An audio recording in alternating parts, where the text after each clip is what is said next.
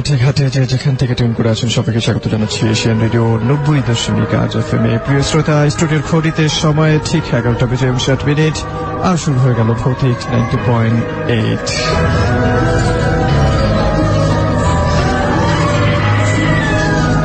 প্রিয় শ্রোতা, মৃত আত্মা, অবচ্ছায়া, ভূত কিংবা পেত, আপনি যাই বলুন না কেন, পৃথিবীর প্রাচীন লোক কাহিনীতে এসবের কথা উল্লেখ রয়েছে। পৃথিবীর অনেক জাতি ভূতে বিশ্বাস করে। তাদের মতে প্রাণীর শরীর থেকে আত্মা চলে গেলেই সে প্রাণহীন হয়ে যায়। কোনো কোনো আত্মা প্রাণীর শরীর থেকে বের হওয়ার পরও ফিরে আসে, আর এই ফিরে আসা আত্মাই হচ্ছে ভূত। কোন শরীরের রূপ তার থাকে না, সে থাকে অস্পষ্ট, কিন্তু তার চাল চলন স্বাভাবিক জীবিত শরীরের মতো। তাকে স্পষ্ট দেখা যায় না, কিন্তু উপলব্ধি করা যায়। আবার কেউ কেউ ভূতে বিশ্বাসী নন। প্রিয় শ্রোতা, আমরা বিশ্বাস কিংবা অবিশ্বাস নিয়ে কথা বলবো না, আমরা শুধু আপনার সামনে তুলে ধরবো আমাদের আশেপাশে ঘটে যাওয়া কিছু ভৌতিক ঘটনা, যেসব ঘটনা সত্যিকার অর্থে আমাদের মনে ভয়ের যোগান দেয়। অফকোর্স আপনার বন্ধু আজ কনক রয়েছি রাত 2টো পর্যন্ত, এবং যথারীতি আমাদের সাথে রয়েছেন ফিরোজ খান। আপনি যদি আমাদেরকে SMS করতে চান তাহলে সেলফোনের মেসেজ অপশনে গিয়ে লিখে ফেলতে হবে AR, দেন স্পেস দিয়ে নেম, লোকেশন এবং কথাবার্তা লিখে সেন্ড করতে হবে 2323 এই নাম্বারটা। ফেসবুকে যারা লিখবেন বলে ভাবছেন তারা অবশ্যই আমাদেরকে ফেসবুকে লিখতে পারেন। অ্যাড্রেসটি হচ্ছে facebook.com/Asian Radio। অফকোর্স সেখানটায় গেলেই দেখবেন যে একটি পোস্ট রয়েছে, সেই পোস্টটি শেয়ার করবেন এবং লাইক দিয়ে আপনার কমেন্ট করে অবশ্যই আমাদেরকে জানাবেন। এবং যদি ইমেইল সহ অন্যান্য কিছু ওয়ে রয়েছে, সেসব পদ্ধতি আমাদেরকে জানিয়ে দিচ্ছেন ফিরোজ খান। আর ইয়েস, আপনার সাথে ঘটে যাওয়া বা আপনার প্রিয় মানুষের সাথে ঘটে যাওয়া বা আপনি শুনছেন এরকম কোনো ঘটনা যদি আপনি আমাদের স্টুডিওতে এসে অথবা ইমেইলে পাঠাতে চান সেই গল্পগুলো, তাহলে আপনাকে ইমেইল করতে হবে facebook.com/Asian Radio। সেখানে ইমেইল করতে হলে asianradio@gmail.com। সেখানে আপনার গল্পটি লিখে পাঠিয়ে দিবেন। আর আপনি চাইলে আমাদের এশিয়ান রেডিওর ফেসবুকে এসে ইনবক্স করতে পারেন www.facebook.com/Asian Radio। সেখানে এসে ইনবক্স করে আপনার সেই ঘটনাটি লিখে পাঠিয়ে দিবেন, আর আমরা সেটা 1 year করবো আপনার সেই গল্পটি। আর যদি আপনি চান যে আমাদের স্টুডিওতে এসে আপনার গল্পটি সরাসরি সব বন্ধুদের সাথে শেয়ার করবেন, তাহলে আপনার মোবাইলের মেসেজ অপশনে গিয়ে প্রথমে লিখুন ARB908, স্পেস দিয়ে আপনার ফোন নাম্বার, আপনার নাম লিখে পাঠিয়ে দেবেন 2323 এই নাম্বারটিতে। আমাদের ভৌতিক টিম আপনার সাথে যোগাযোগ করবে। এবং অবশ্যই যারা যারা আমাদেরকে শুনছেন তাদের সবার উদ্দেশ্যে বলছি, আমাদের ভৌতিকের ফেক কিছু পেজ বের হয়েছে, সেসব পেজে লাইক দিয়ে কিংবা কারোর সাথে যোগাযোগ করে অবশ্যই প্রতারিত হবেন না। ইমেইল যারা করছে তাদেরকে বলছি আরো একটিবার, অবশ্যই লাউড ক্লিয়ার ভয়েসে নীরব কোনো লোকেশনে গিয়ে আপনি আমাদেরকে ইমেইল করবেন। আজকে আমরা একটা ইমেইল থেকে ঘটনা আপনাদের জন্য প্লে করব, বাট এই মুহূর্তে আমরা চলে যাচ্ছি প্রথম স্টোরিতে, যে স্টোরিটি আমাদেরকে আপনাদের ভেতর থেকে একজন শ্রোতা লিখে পাঠিয়েছেন। আরো একবার মনে করিয়ে দিতে চাই, যদি কোনো স্টোরি আপনি আমাদেরকে ইনবক্স করতে চান তাহলে আমাদের দুটি পেজ রয়েছে, একটি হচ্ছে facebook.com/Asian Radio, আরেকটি পেজ হচ্ছে ভৌতিক 90.8।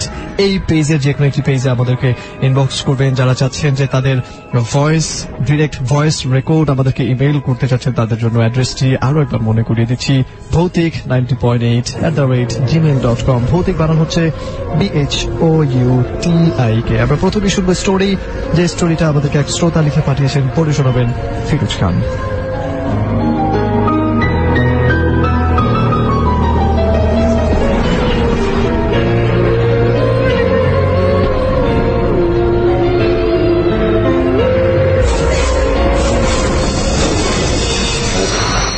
ঘটনাটি ঘটেছিল 2008 সালের ফেব্রুয়ারিতে। জায়গাটি চন্দনাইশে অবস্থিত, BGC ট্রাস্টের প্রধান ক্যাম্পাসের সেই বিশাল এলাকাতে। আমরা 3 বন্ধু গেছিলাম আমাদের এক বন্ধুর জন্মদিনে, যে ওখানকার পার্মানেন্ট হোস্টেলে থাকে। সন্ধ্যা হয়ে এলো, আমাদের 2 বন্ধু শুধু আগে বের হয়ে আসে মিটিং রুম থেকে। আমি এবং আমার আরেক বন্ধু 10 মিনিট পর বের হই। আমরা তাদের থেকে প্রায় 7 থেকে 8 হাত দূরে ছিলাম। তারা দুজন সিগারেট ধরাবে বলে একটু খোলা ময়দানে এর ভেতরে গেল, কারণ প্রহরী দেখে ফেললে সমস্যা আছে। তারা গেল আর আমরা দুজন কথা বলে তাদের পিছনে হাঁটছি, কিন্তু তারা যে সামনে যে কোন দিকে চলে গেল তা আর আমরা খেয়াল করতে পারিনি। আমরা দুজন হঠাৎ উপলব্ধি করলাম যে আমাদের আশেপাশে আমরা ছাড়া আর কেউ নেই, এবং আমরা দুজন এক চৌরাস্তার মোড়ে দাঁড়িয়ে আছি। যার আশেপাশে সব ঝোপঝাড়, গাছপালা আর অন্ধকার। আমাদের সাথে আছে শুধু চাঁদের আলো, যার ফলে ছায়াগুলো বিকট ভয়ঙ্কর আকার ধারণ করেছে এবং জায়গাটা ভুতুড়ের হয়ে উঠেছে। আমি কিছুক্ষণ চুপ করে দাঁড়িয়ে থেকে তাদের খুঁজতে শুরু করলাম। দুজন মিলে বিভিন্ন ব্যাপার নিয়ে আলোচনা করছি আর হাঁটছি, তবে খেয়াল রাখছি যে কোথায় তাদেরকে দেখা যায় কিনা। আচ্ছা, কোনো শব্দ শুনতে পাচ্ছি না, একদম নিরিবিলি। আর চারপাশে ঝোপঝাড় আর চাঁদনি রাতের গা ছমছম করা ভাব। মনে হচ্ছিল আমরা দুজন এক মহাসমুদ্রে হারিয়ে গেছি। কিছু দূর যাওয়ার পর আমার বন্ধুটি আমাকে বলে, দোস্ত, ওই দেখ, ওই যে ওরা দুজন ওখানে বসে আছে। আমি বললাম, কোথায়? ওখানে তো সব অন্ধকার। সে বলে, ওই যে বট গাছটার নিচে ওদেরকে দেখতে পাচ্ছি। আমি দেখি ওই জায়গাটা ফাঁকা, কিন্তু বুঝতে বাকি রইল না যে সে কি দেখছে। আমি বললাম, থাক, বাদ দে, ওদেরকে তো পেলাম, এবার আমরা একটু অন্যদিকে ঘুরে আসি। সে বলে, না, আমি দেখব ওরা আমাদের বাদ দিয়ে এখানে কি করছে। এবং এও বলে, দোস্ত, ওরা কাপড় বদলিয়ে সাদা জামা কেন পরল? আমি ওকে সরাতে পারছি না, খালি বললাম, চুপ থাক, কোনো আওয়াজ করবে না। সেখানে এক জায়গায় লুকিয়ে আছে। আমার বন্ধুরা আমাকে বলছে, দোস্ত, ওরা তো কথাও বলছে না, নড়াচড়াও করছে না, একভাবেই বসে আছে। আমি বললাম, চল উঠি, আমার বাথরুমে যেতে হবে, পরে দেখা যাবে, বলে ওকে ওখান থেকে সরিয়ে আনলাম। আমরা ফিরে যে চৌরাস্তার মোড়ে চলে এলাম। সাথে সাথে আমার বন্ধুটা পুরো থ বনে যায়, কারণ এসে দেখি আমাদের সেই অন্য দুই বন্ধু এখানে দাঁড়িয়ে দাঁড়িয়ে কথা বলছে। ওদের একজনের গায়ে কালো শার্ট আর অন্যজনের গায়ে নীল পাঞ্জাবি। আর তাছাড়া ওরা যদি ওখানেই থাকতো তাহলে ওদের ফিরে এলে আমাদের সামনে দিয়ে তো আসতে হতো, যেখানটায় আমরা লুকিয়েছিলাম। ওখান থেকে আমাদের আগে আসা ওদের পক্ষে সম্ভব ছিল না, এবং ওরা দুজন আমাদের বলে আমরা চৌরাস্তায় এসে বামে যে দাঁড়াই, কিন্তু তখন তোমাদের ডানে যেতে দেখি। তখন ডাক দিয়েছিলাম, কিন্তু তোমরা দাঁড়াওনি। ভেবেছিলাম তোরা হাঁটছিস, তাই আমরা আর ডাকিনি, কিন্তু এতক্ষণ কোথায় ছিলে? আমি আর কিছু না বলে একটা বাহানা দেখিয়ে সবাইকে নিয়ে ওখান থেকে চলে এলাম।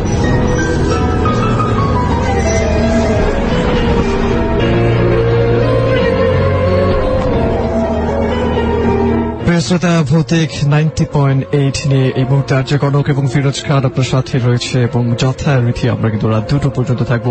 SMS মাধ্যমে আমাদেরকে অনেকেই লিখছেন, আমরা সেই SMS গুলো পড়বো, বাট এই মুহূর্তে ফেসবুকে কে কি লিখছে সেটা দেখে নিতে চাই। আপনি যদি লিখতে চান ফেসবুকে, তাহলে চলে যাবেন facebook.com/asianradio এই অ্যাড্রেসে, এবং সেখানটায় যে পোস্টটি দেওয়া রয়েছে সেই পোস্টটিতে আপনি লাইক, কমেন্ট করে তারপর শেয়ার করবেন।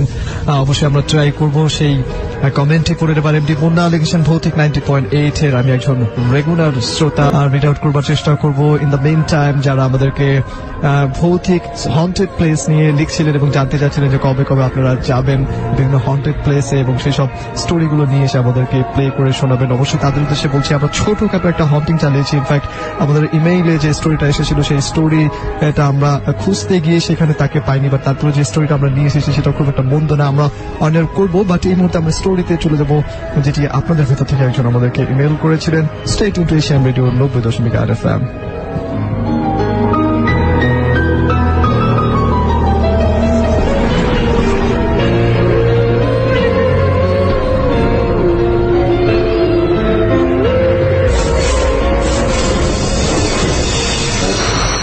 অনেকদিন আগের ঘটনা। গ্রামে একটা লোক বাস করত তার স্ত্রী সন্তানদের সাথে। পরিবারের অবস্থা বেশ ভালোই ছিল, অনেক সুখেই কাটছিল তাদের দিন। সেই লোকটার নাম ছিল শফিক। হয়তোবা আরো অন্য নাম ছিল, তার কিন্তু ডাক নাম ছিল শফিক। যাই হোক, আসল ঘটনা আসে। একদিন হঠাৎ জানা গেল যে শফিককে নাকি পড়ে ধরেছে। আবার কেউ কেউ বলছে ভূতে, আবার কেউ বলছে কালি ধরেছে। শুধু শফিকের বাড়িতে ফকিরের আসা যাও, অনেক ফকিরের অনেক মত। মাঝে মাঝে প্রায় কিছুদিন পর পর শফিকের ভয়ঙ্কর আচরণ দেখা যেত। এক রাতে সে বিছানায় শুয়ে আছে। মাঝ রাতে শফিক বিছানা ছেড়ে উঠল। রাত তখন 2টো থেকে 2:30 বা। কেউ একজন তাকে ডাকছে। চেহারাটা ভীষণ কালো, কুটকুটে। শফিক বিছানা ছেড়ে উঠেই সে নদীর দিকে হাঁটতে শুরু করলো। আপন মনে অনেক কথা বিড়বিড় করে বলতে লাগলো। তারপর সে হাঁটতেই থাকলো। একটু পরেই তার স্ত্রী টের পেল ব্যাপারটা। তাই কিছু লোককে রাতে ডেকে তুলে শফিককে ফেরাতে গেল। এতক্ষণে শফিক প্রায় নদীর কাছাকাছি।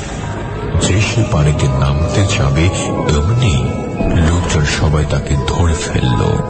শফিক অনেক চেষ্টা করলো পানিতে নামতে, কিন্তু পারল না। এভাবে প্রায় শফিক রাতে বের হতো। কেউ না কেউ টের পেত আর ওকে বাঁচাতো। এখন আবার কেউ কেউ বলতে শুরু করলো যে ওকে নদীর কোনো অশুভ শক্তি ওর উপর ভর করেছে। গ্রামের মানুষ নদীর ওই অশুভ শক্তিকে মাসান নামে চিনে।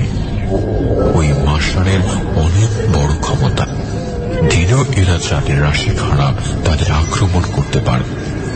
কেউ এদের কাছ থেকে বেঁচে যায়, কেউ বা বাঁচতেই পারে না। যারা বেঁচে যায় তাদের চেহারা অনেক শুকিয়ে যায়, আর তারা আর কোনো দিন নদীতে নামতেই চায় না। আসলে হয়তোবা ওটাই ঠিক। এক রাতে শফিক মাঝ রাতে উঠল, তবে এবার কিন্তু নদীতে গেল না। সে এলো মসজিদে। ফজর নামাজের সময় সে নিজে আজান দিয়ে নামাজ আদায় করল। এরপর দুপুরে এলো নদীতে মাছ ধরতে। সাথে স্ত্রী আর ছেলে ছিল। কিছুক্ষণ মাছ ধরার পর হঠাৎ শফিকের স্ত্রী শফিককে বলে বাড়ি চলে গেল। সে মাছ মারছে তো মারছে। নদীতে একটা জায়গা ছিল যেখানে পুরো নদী শুকিয়ে গেলেও ওই জায়গাটা কখনো শুকানো হয় না। ওই জায়গাটা অনেক ভয়ঙ্কর, যেখানে অনেক মানুষ মরেছে। ঠিক আজ শফিক ওই জায়গাতেই মাছ ধরছে। ভাবছেন সবাই জানে ওই জায়গাটা ভালো না, কিন্তু শফিক কেন ওখানে গেল মাছ ধরতে? আসলে শফিক ছিল সাহসী, আর নদীর ওই ভয়ানক জায়গাটিকে সে বিশ্বাস করত না। যাই হোক, সে পানিতে ডুব দিল মাছ ধরার জন্য। কিন্তু এবার ডুবটা দেওয়ার পর কেন যেন শফিক আর উপরে উঠছেন না। 5 মিনিট 10 মিনিট কেটে যায়, সে আর পানি থেকে উঠে না। ওই যে পানিতে ডুব দিল, সে আর উঠছেই না। তার ছেলে চিৎকার চেঁচামেচি শুরু করলো। সে সবাইকে বলল তার আব্বু পানিতে ডুব দিয়ে আর উঠছে না। নদীতে সবাই নেমে খোঁজাখুঁজি শুরু করলো। 30 মিনিট পার হলো, তবুও নদীর পানির থেকে শফিককে খুঁজে পাওয়া যাচ্ছে না। অবশেষে 35 মিনিট পর কেউ একজন হাউমাউ করে কেটে উঠে জানালো শফিককে পাওয়া গেছে। শফিকের স্ত্রী নিচে তার স্বামীকে খুঁজে পেল। সবাই ধরে শফিককে নদীর পাড়ে তুলল। ওর পেট থেকে পানি বের করার চেষ্টা করা হলো, কিন্তু কোনো কাজ হলো না, কারণ সে আর নেই। ডাক্তার বলল শফিক আর নেই, মারা গেছে। শফিকের ফর্সা মুখ কালো হয়ে গেল। সে অনেক ভালো মানুষ ছিল। আজ আর কেউ ওকে বাঁচাতে পারল না। চলে গেল সে সবাইকে ছেড়ে। পরিবার ঢেকে গেল অন্ধকারে। তারপর শফিককে দাপন করা হলো মসজিদের সাথেই কাছাকাছি একটা জায়গায়।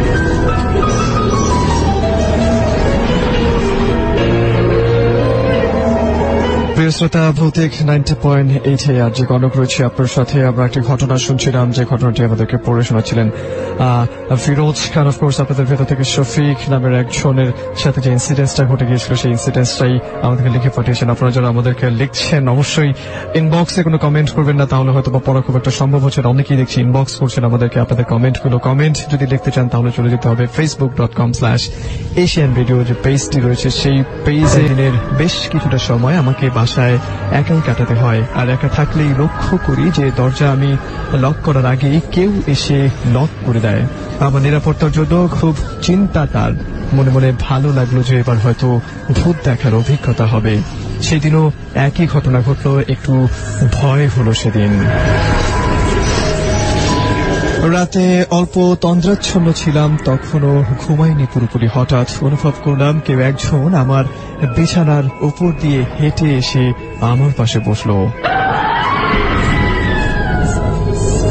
ঘরের মধ্যে আমি চোখ খুললাম, কিন্তু দেখলাম না কাউকে। চোখ বন্ধ করলাম, একটু পর বুঝলাম যে সেই অদৃশ্য কেউ একজন আবার হেঁটে চলে গেল।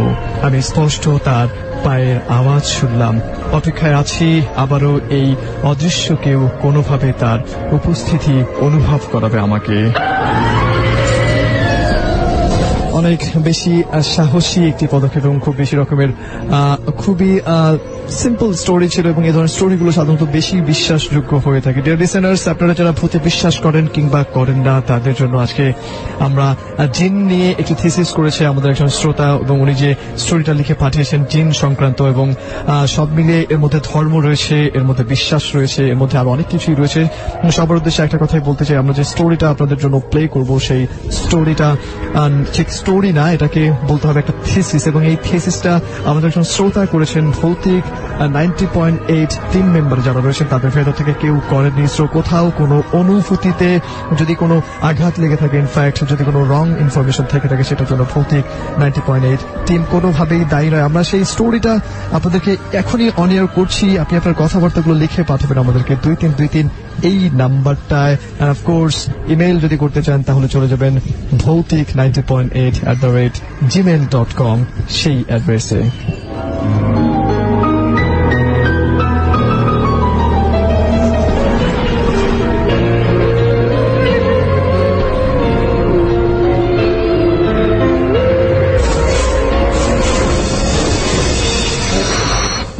নিশ্চয়ই ভালো ও সুন্দর আছেন, সে প্রত্যাশাই করি নিয়মিত। আমি আপনাদের কল্যাণকামী। ভৌতিক অনুষ্ঠান প্রায় শুনি, তাই আগ্রহ নিয়ে কাহিনীগুলো অবলোকন করি। ভালোই লাগে বেশ, আর তাই লিখতে বসা। আজ কিছু ব্যাপারে আমি বলবো যে আমি অনেক বই পড়ে ও আরবি আর্টিকেল ঘেটে তথ্যগুলো খুঁজে বের করেছি। আশা করি আপনাদের সহ সকল শ্রোতা মণ্ডলীর ভালো লাগবে। কথাগুলো সম্পূর্ণ সত্য ও নিখুঁত পর্যবেক্ষণকৃত। মজা দেবার জন্য বলছি না, জানানোর জন্য বলছি। জিন নিয়ে অজানা কথা। জিন ও মানুষই একমাত্র বিবেক সম্পন্ন প্রাণী। জিনদের ও মানুষদেরই বিচার হবে আখেরাতে। জিন যেহেতু অদৃশ্যমান, সেহেতু প্র্যাকটিক্যাল ভাবে তা প্রমাণের অপশন নেই। নিতান্ত এটি বিশ্বাসের ব্যাপার। জিন নিয়ে মানুষের বিশ্বাসের অবিশ্বাসের একটা সীমাবদ্ধতা আছে। পৃথিবীতে মানুষ জিন প্রজাতি দেখে না, কিন্তু তারা দেখে। বিচারের দিনে আমরা তথা মানুষগণ দেখব, তারা আমাদের দেখবেন না। জিনদের অবিশ্বাস করলে ঈমান থাকবে না। সূরা জিন নামে একটি পূর্ণাঙ্গ সূরাই আছে কোরআনে। জিনদের নিয়ে সূরা আল রহমান সহ সূরা আল আরাফ ও হিজরে বেশ কিছু আয়াত বর্ণিত আছে। জিনদের সৃষ্টি করা হয়েছে মানুষ সৃষ্টির বেশ আগে। জিনরা কি খায় বা কোথায় থাকে এমন প্রশ্ন মনে আসতেই পারে। এবার আসা যাক, তারা কি খায়। তারা আমাদের মতো রুটি, মাংস, ভাত, মাছ, ডাল, সবজি সহ বিভিন্ন জিনিস খায়। এটাই সত্য, কিন্তু তারা হাড় গোবর বেশি পরিমাণে খায়। এক কথায় এটা ওদের পছন্দের খাবার। কোথায় ওদের বসবাস? হাম্মাম তথা টয়লেটে, পচা নোংরা এলাকা, মানুষের বসবাসের অযোগ্য এমন স্থানে, সমুদ্রের মধ্যখানে, বড় পুরাতন গাছ সহ জঙ্গলে, এমনকি মানুষেরই আশেপাশে ওরা থাকে। এরা পুকুরের পাড়ে, গাছে বা গর্তে থাকে। শক্তির দিক দিয়ে ওরা প্রবল শক্তিশালী, ওরা বেশ ভয়ঙ্কর হয়। কোরআনে এদের শক্তিধর নিয়ে একটি ঘটনা উল্লেখ আছে। রানী বিলকিস ও তার সিংহাসন নিয়ে 1000 মাইল দূরের পথ চোখের পলক ফেলতে আর খুলতেই হযরত সুলাইমান রাদিয়াল্লাহু তাআলা এর নিকট হাজির করা হয়। মসজিদুল আকসা জিনের দ্বারা তৈরি করা হয়েছিল। মানুষ চন্দ্রের মতো জিনদেরও বিয়ে হয়, সংসার বাচ্চা উৎপাদন হয়। জিনরা মানুষের মতো দুর্বল, সবল, সিংহ, জঘন্য চরিত্রের অধিকারী হয়। অতি দুষ্ট ও খারাপে আরবিতে ইবলিস বা শয়তান আখ্যায়িত করা হয়। পথভ্রষ্ট করা মূলত শয়তানের প্রধান দায়িত্ব। জিনরা অনেক বছর বেঁচে থাকে, কয়েকশো বছর হতে 1000 বছর পর্যন্ত। অভিশপ্ত আজাজিল আল্লাহর কাছ থেকে সেই অধিকার দাবি করে আদায় করেছিল। জিনদের আসল চেহারা অতি ভয়ঙ্কর হয়। এতে কোরআনে জাক্কুম ফলের গাছের শাখা প্রশাখার মতো বলা হয়েছে। জিবরাইল শয়তানের প্রজাতির মাথায় শিং থাকে এমন কথা হাদিসে আছে। ইবলিস শয়তানের প্রজাতির মাথায় শিং থাকে এমন কথা হাদিসে এসেছে। অনেক জিন আছে যারা মুমিন তথা গোড়া ধর্ম বিশ্বাসী ও পালনকারী। অবিশ্বাস্য জিনও আছে যারা ধর্মদ্রোহী ও ধর্মহীন। খ্রিস্টান, ইহুদি, হিন্দু সহ বিভিন্ন কিতাবে বিশ্বাসী জিন রয়েছে। মানুষের সাথে নামাজ পড়ে জিনরা বিভিন্ন প্রাণীর বেশ ধারণ করতে পারে, তবে সাপের বেশ অধিক পছন্দ তাদের। কাক, শিয়াল, কুকুর সহ যে কোনো প্রাণীর সুরত ধারণ করতে পারে। শিশু, অতি ভীতু, মহিলা বা কিশোরদের পজেস্ট করে বেশি এরা মধ্যরাত, সন্ধ্যার ঠিক সময়, মধ্য দুপুর এদের চলাফেরার সময়।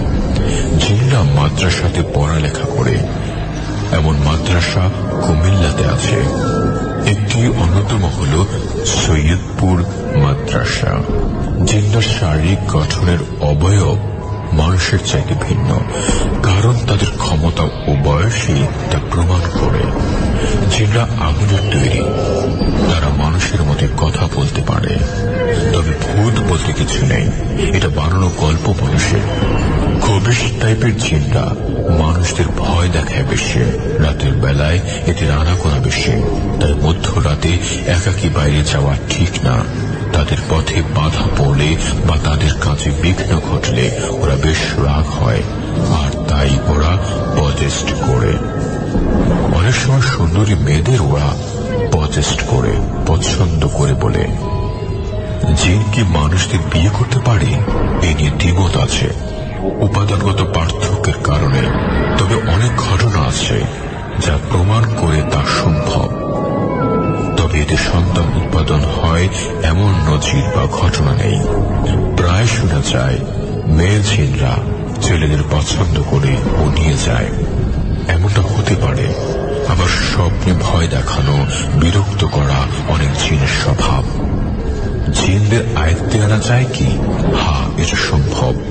কেউ কেউ জিনদের নিজেদের আয়ত্তে এনে অসাধ্য সাধন করে থাকেন।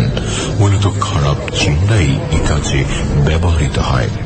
প্রায় পত্রিকার শ্রেণীভুক্ত বিজ্ঞাপনে দেখা যায় স্বামী স্ত্রীর অমিল, প্রেমের সাফল্য, মনের মানুষের কাছে পাওয়া, জমি নিয়ে বিরোধ, বান মারা, তাড়াতাড়ি বিয়ে সহ নানা সমস্যার সমাধান দেন কথিত কিছু সাধক। সবগুলি বাঁকা পথে অর্জন করা। একটি কথা শুনলে অবিশ্বাস হবে সবার, অবাকও হবেন, আমাকে গালমন্দ করতে পারেন। যারা অতিরিক্ত কনফিডেন্স নিয়ে বা শতভাগ নিশ্চয়তা দিয়ে অসাধ্য সাধন করেন, তারা কাফেন জিন আয়ত্ত করেন। আয়ত্ত করতে গেলে তারা এমন জঘন্য কাজ করে যা ভয়াবহ। পায়খানায় তথা টয়লেটে তারা কোরআন পুঁতেন ও পায়ের নিচে কোরআন রাখেন। এভাবে শক্তিশালী কাফেন জিনায় টেনে তারা সমাধান দেন। মানুষ উপকার পায় ঠিকই, ভয় পেয়ে বা জিনের হাত থেকে রক্ষা পাওয়ার উপায় সূরা বাকারার আয়াত, আয়াতুল কুরসি, সূরা ইখলাস, সূরা ফালাক ও সূরা নাস নিয়মিত পড়লে আক্রান্ত করতে পারবে না।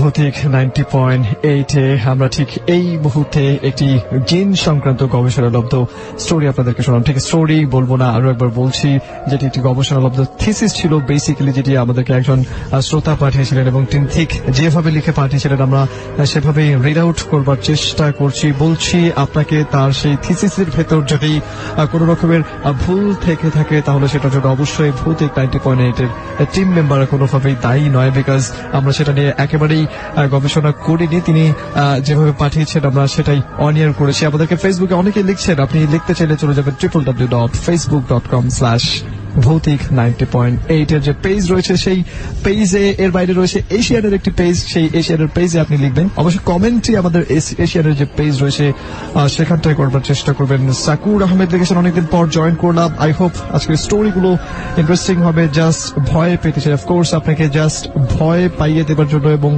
আমরা বেশ ভয়ঙ্কর কিছু সত্য ঘটনা নিয়ে আজকে রাত 2টো পর্যন্ত থাকবো, এবং আমাদের সাথে শ্রোতা রয়েছেন যিনি আমাদের সাথে কিছুক্ষণের মধ্যে জয়েন করবেন।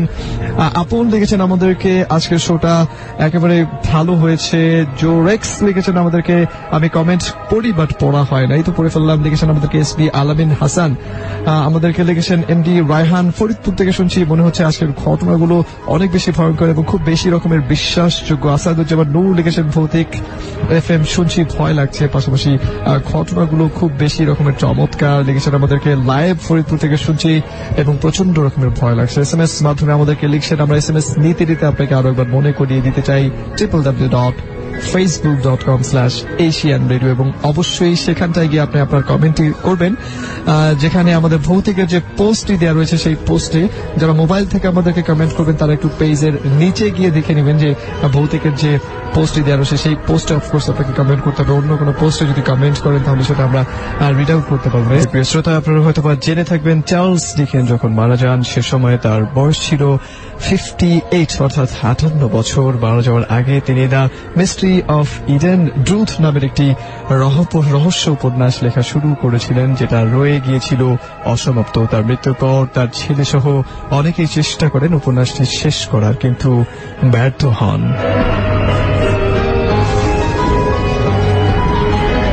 1873 সালে এই উপন্যাসের সবচেয়ে বিভৎস সংস্করণ বের হয়। থমাস জেমস নামের একজন লেখক জানান, খোদ চার্লস ডিকেন্সের আত্মা কবর থেকে উঠে এসে তার দেহে ভর করে এই উপন্যাসটি লিখে থাকেন।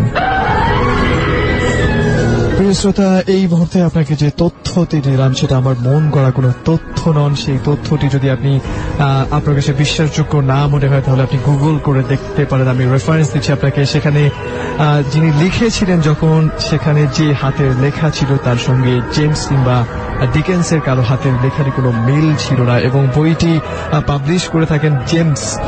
তিনি দাবি করেছিলেন যে তার কবর থেকে আত্মা উঠে এসে তারপর সেই উপন্যাসটি তিনি অসমাপ্ত উপন্যাসটি তিনি সমাপ্ত করেছিলেন। বইটি প্রকাশিত হওয়ার সঙ্গে সঙ্গে যুক্তরাষ্ট্রে সাড়া পড়ে যায়।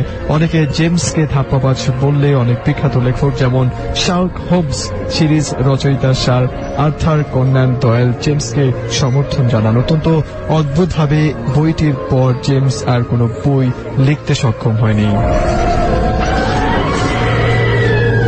প্রিয় শ্রোতা, আমরা এই পর্যায়ে চলে যাব ইমেইলের মাধ্যমে আমাদেরকে বেশ কিছু শ্রোতা আমাদেরকে ইনবক্স করছেন। ইমেইলে যদি আপনি লিখতে চান তাহলে অবশ্যই চলে যাবেন আমাদের যে ইমেইল অ্যাড্রেস রয়েছে, which is bhoutik90.8@gmail.com। যারা ভয়েস SMS আমাদেরকে পাঠাচ্ছেন, ভয়েস দিয়ে নিজের ভয়েস দিয়ে ঘটনা আমাদেরকে যারা পাঠাচ্ছেন তাদের জন্য এই স্টোরিটি আপনারা অবশ্যই সেখানটায় লাউড ক্লিয়ার স্পষ্ট জায়গায় গিয়ে, নীরব কোনো জায়গায় গিয়ে আপনারা আমাদেরকে গল্পগুলো লিখে সেন্ড করবেন। এই মুহূর্তে আমরা চলে যাব সেই গল্পে, যে গল্পটি আমাদেরকে তিনি ঠিক যেভাবে পাঠিয়েছেন আমরা সেভাবেই শুনবো। এরপর ফিরে আসি আপনার কমেন্ট নিয়ে এবং আপনার লেখা কথাবার্তাগুলো নিয়ে।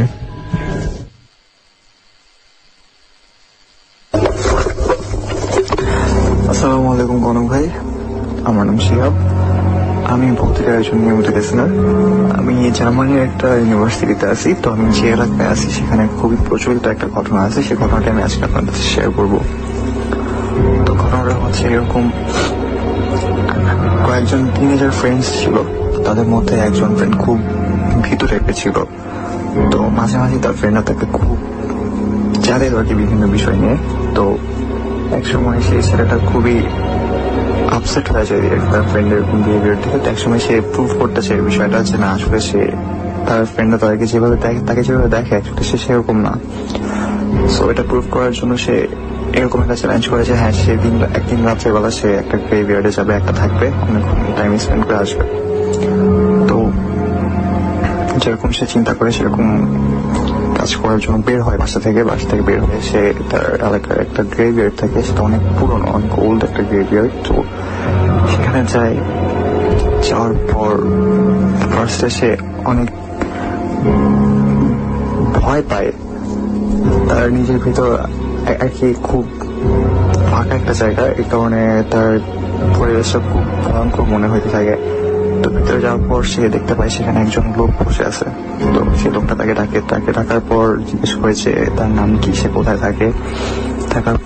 জিজ্ঞেস করার পর সেখানে একজন লোক দেখে খুব আশ্বস্ত হয়েছে, না এখন কেউ আছে, দশটা ভয় পাওয়ার কিছু নাই। তো একটা কবরের পাশে তারা দুজন বসে বিভিন্ন বিষয় নিয়ে কথাবার্তা বলতে থাকে। সে তাকে জানায় যে এখানে আসার কারণটা কি। তো এই কথা শুনে সেই লোকটা খুব উচ্চস্বরে হাসে। যে তখন সেই লোকটা তাকে বলে যে না, আসলে এরকম কোনো কিছু নাই, এখানে এমন কিছু নেই যেটা দেখে ভয় পাওয়ার মতো কোনো কিছু ঘটনা ঘটতে পারে, এমন কোনো কিছুই নেই। সো সেই লোকটা তার সম্পর্কে অনেক কিছু জানে। সেই লোকটা সম্পর্কে ছেলেটা অনেক কিছু জিজ্ঞেস করে। তো লোকটা বলে তার নাম থাকে অ্যালেন। তো কয়েক ঘন্টা কথা বলার পর এরকম সে এখান থেকে চলে আসে, কবরস্থান থেকে বাসে চলে যায়। চলে যাওয়ার পর পরদিন সে তার ফ্রেন্ডসের সাথে যোগাযোগ করে। যোগাযোগ করে বলে যে হ্যাঁ, এরকম আমি গেছিলাম, যাওয়ার পর যেটা হয়েছে সেখানে একজন লোক ছিল, এরকম কথাবার্তা বলছে, সেখানে ভয় কোনো কিছুই নেই। তো তার ফ্রেন্ড তাকে জিজ্ঞেস করে যে কোথায় তোমার বসছিল। তো সেই জায়গাটা দেখায়। তো গ্রেভিয়ার্ডের উপর যে নামটা লেখা ছিল, সেই নামটা দেখে সেটা খুব অবাক হয় যে সেইখানে সে লোকটার নাম ছিল অ্যালেন। তো এই ছিল হচ্ছে আমার ঘটনা। আশা করি শেয়ার করবেন সবার সাথে। Thank you.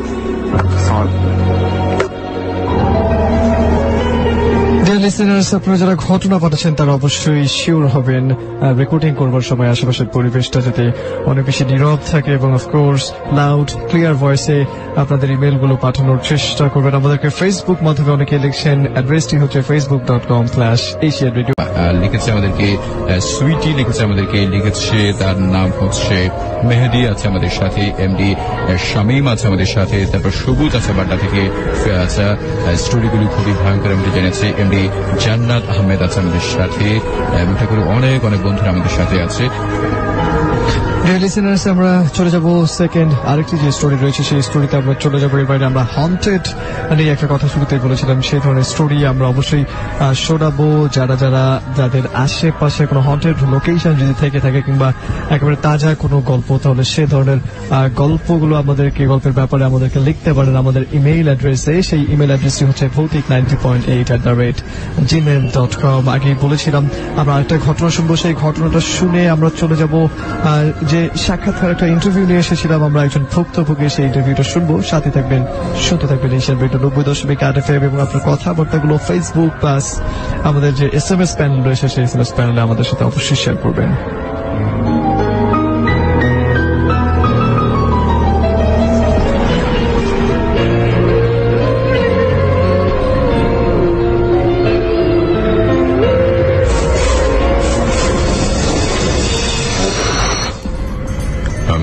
নিখোঁজ মাহমুদপুর থেকে। সেদিন রাজশাহীর এক মেডিকেলের পরীক্ষার জন্য কিছু স্টুডেন্টদের লাশের প্রয়োজন পড়ল। অন্য গ্রুপের লাশ জোগাড় হয়ে গেছে, শুধু একটা গ্রুপের লাশ শর্ট পড়ে গেল। তখন তারা একটা কসাই বা ডোমকে খবর দিল, একটা লাশের জন্য 5,000 টাকা দেবে। ডোম লোভে পড়ে খুশিতে পুরো পাগল। ওই সময় তার হাতে কোনো লাশ ছিল না। তখন রাত 10টা। এত অল্প সময় লাশ কোথায় পাবে ভাবতে তার মাথায় আসলো আজ সকালে পাশের একটা কবরস্থানে একজনকে দাফন করা হয়েছে। লাশটা এখনো তাজা আছে, তাই ওইটাই কবর থেকে চুরি করে নিয়ে আসা যাক। তখন রাত 12টা। সে ইচ্ছে মতো নেশা করল, কারণ ডোম লাশ ধরা বা কাটার সময় নেশা করে যাতে সে যা করছে তা অনুভব করতে না পারে। এটা সাধারণ মানুষের জন্য সজ্ঞানে করা কঠিন এবং কষ্টকর। যাই হোক, সে তার সাথে একটা অ্যাসিস্ট্যান্ট নিয়ে নিল। তাকেও মদ সাধল, কিন্তু সে খেল না। সে বারবার ডোমকে মানা করতে লাগলো, ভাইজান ওখানে যাইয়েন না, ওইটা আমাকে জন্য ঠিক হইতেছে না, এটা তো আমাদের জন্য ইলিগাল কাম। তার উপরে আজ হচ্ছে আমাবস্যার রাত এই ভুতুরের কবরস্থানে। ভাইগো মোর ডর লাগতেছে আমার, মই ভাগি। ডোম, আরে রাখ তোর ডর, ছাগল কোথাকার। মোরের লগে যাবি, এই হইল ফাইনাল কথা। তোরে 1,000 টাকা দিন। কোনো মতে ওকে ধরে নিয়ে কবরস্থানে পৌঁছালো ডোম। ঘুটঘুটি অন্ধকার, শেয়াল কুকুর চিৎকার করছে। কবরস্থান জঙ্গলে ভরা। তারা কবর খোঁড়া শুরু করলো। ভয়ে অ্যাসিস্ট্যান্টের হাত পা ঠান্ডা হচ্ছে, আর ডোম তাকে বকা দিয়ে ঘরের মধ্যে মনের আনন্দে গান গাচ্ছে আর উড়াল চালাচ্ছে। হঠাৎ করে ছেলেটি লক্ষ্য করল, ডোম যতটুকু কবর খুঁড়ছে আশেপাশের সব কবর থেকে একই পরিমাণে মাটি সরছে। ডোম পুরো মাটি সরিয়ে ফেলল, তার সাথে সাথে সব কবরের মাটি সরে গেল। আর সব কবরের লাশ দেখা যাচ্ছে নতুন, অনেক বছর পুরনো, সব রকমের বিভৎস লাশ, ছিন্ন বিচ্ছিন্ন কঙ্কাল। এটা দেখে তার চোখ বড় বড় হয়ে গেল, আর ভয়ের পিণ্ড থেমে যেতে লাগলো। সে চিৎকার করে ডোমকে ডাকতে লাগলো, ভাইজান, ওরে বাবা গো, মই কি দেখতাছি, ওখানে দেখেন। কবর থেকে ডোম বলল, আরে থাম শালা, কি মজা, এই লাশটা বাইর করলেই এতগুলো টাকা। হা হা হা হা করে সে হাসতে লাগলো। ছেলেটি আল্লাহকে বলে মই ভাগি এই বলে অ্যাসিস্ট্যান্ট দূর দিয়ে পালিয়ে যায়। আর ডোমের কোনো হুঁশ নেই। তারপর সে কবর থেকে লাশটাকে উঠে বসালো, আর বাকি সব কবর থেকে উঠে বসলো, আর তার দিকে ঘুরলো। সে লাশটাকে উঠে দাঁড় করালো, আর হলো কি, সবগুলো লাশ উঠে দাঁড়ালো ও তার দিকে হেঁটে হেঁচিয়ে তার দিকে আসতে লাগলো। এতক্ষণে ডোমের হুঁশ ফিরল। সে এই দৃশ্য দেখে তড়িঘড়ি করে লাশ ফেলে দৌড় দিল। আত্মারাও তার পেছনে পেছনে ছুটল। ডোমের অ্যাসিস্ট্যান্ট দূর থেকে এসব দেখে ভয়ে জোরে চিল্লান দিয়ে বাড়ি চলে গেল। এদিকে সকালে জানা গেল যে সে কবরস্থান থেকে ডোমের রক্তাক্ত লাশ পাওয়া গেছে।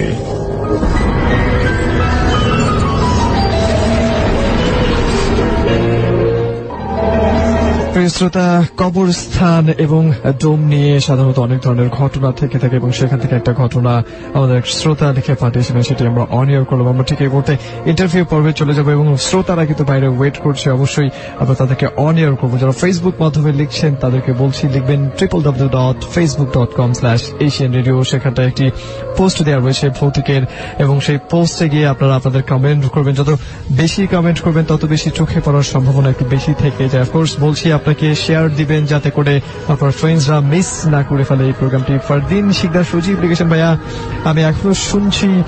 লিখেছেন আমাদেরকে রবিন, ভাইয়া অনেক ভয় করছে এবং নতুন শুনছি, সবসময় প্রতি মঙ্গলবার রাত 12টায় আমাদেরকে শুনবেন। লিখেছেন আমাদেরকে ভালো লাগছে। আরেকজন নাম না জানা বন্ধু রাজু লিখেছেন, হ্যালো ভাইয়া আমি নতুন বন্ধু, সবসময় শুনবেন আমাদেরকে। শরিয়ার আর এস জামিল লিখেছেন, আমি আজকে ফার্স্ট শুনছি এবং প্রচন্ড ভয় লাগছে। রাতুল আমাদেরকে উত্তরা থেকে শুনছে, লিখেছেন সে প্রথম শুনছে এবং তার কাছে অন্যরকম একটা অনুভূতি মনে হয়েছে এই মুহূর্তে। ছোট্ট একজন বন্ধু এর মাধ্যমে SMS যারা করতে চান তারা এ আর লিখে স্পেস দিয়ে নেম, লোকেশন এবং কথাবার্তা লিখে সেভ করবেন 2323 এই নাম্বারটা। এই মুহূর্তে আমরা ছোট্ট একটা ইন্টারভিউ দিয়ে এসেছিলাম 11 মিনিটের, এবং এটা হয়তো বা ইন্টারভিউ খুব পারফেক্টলি ফুটে উঠে নাই, বাট তারপরে বলছি এটা আমার কাছে খুব বেশি রকমের ভয়ঙ্কর মনে হয়েছে। একটু নিচ থেকে আমি একটু পরিষ্কার করে বলছি, একজন বন্ধু, যে বন্ধু তার আমাদের একজন শ্রোতা বন্ধু, তার সাথে ঘটে যাওয়া ঘটনা, বেসিক্যালি তিনি মানসিকভাবে বিপর্যয় ফিল করছেন বর্তমান সময় এবং বিপর্যস্ত হয়ে পড়েছেন শুধুমাত্র তার প্রিয় মানুষটির মৃত্যুর পর থেকে, এবং বিভিন্ন ধরনের ঘটনা তার সাথে ঘটে যাচ্ছে। ইনফ্যাক্ট তিনি এতটাই অসুস্থ যে তাকে দেখার মতো সিচুয়েশনটাও নাকি নাই, এত বেশি রকমের ভয়ঙ্কর। এনিওয়েজ আমরা সেই ইন্টারভিউটা নেব এবং আপনি আপনার কথাবার্তাগুলো লিখবেন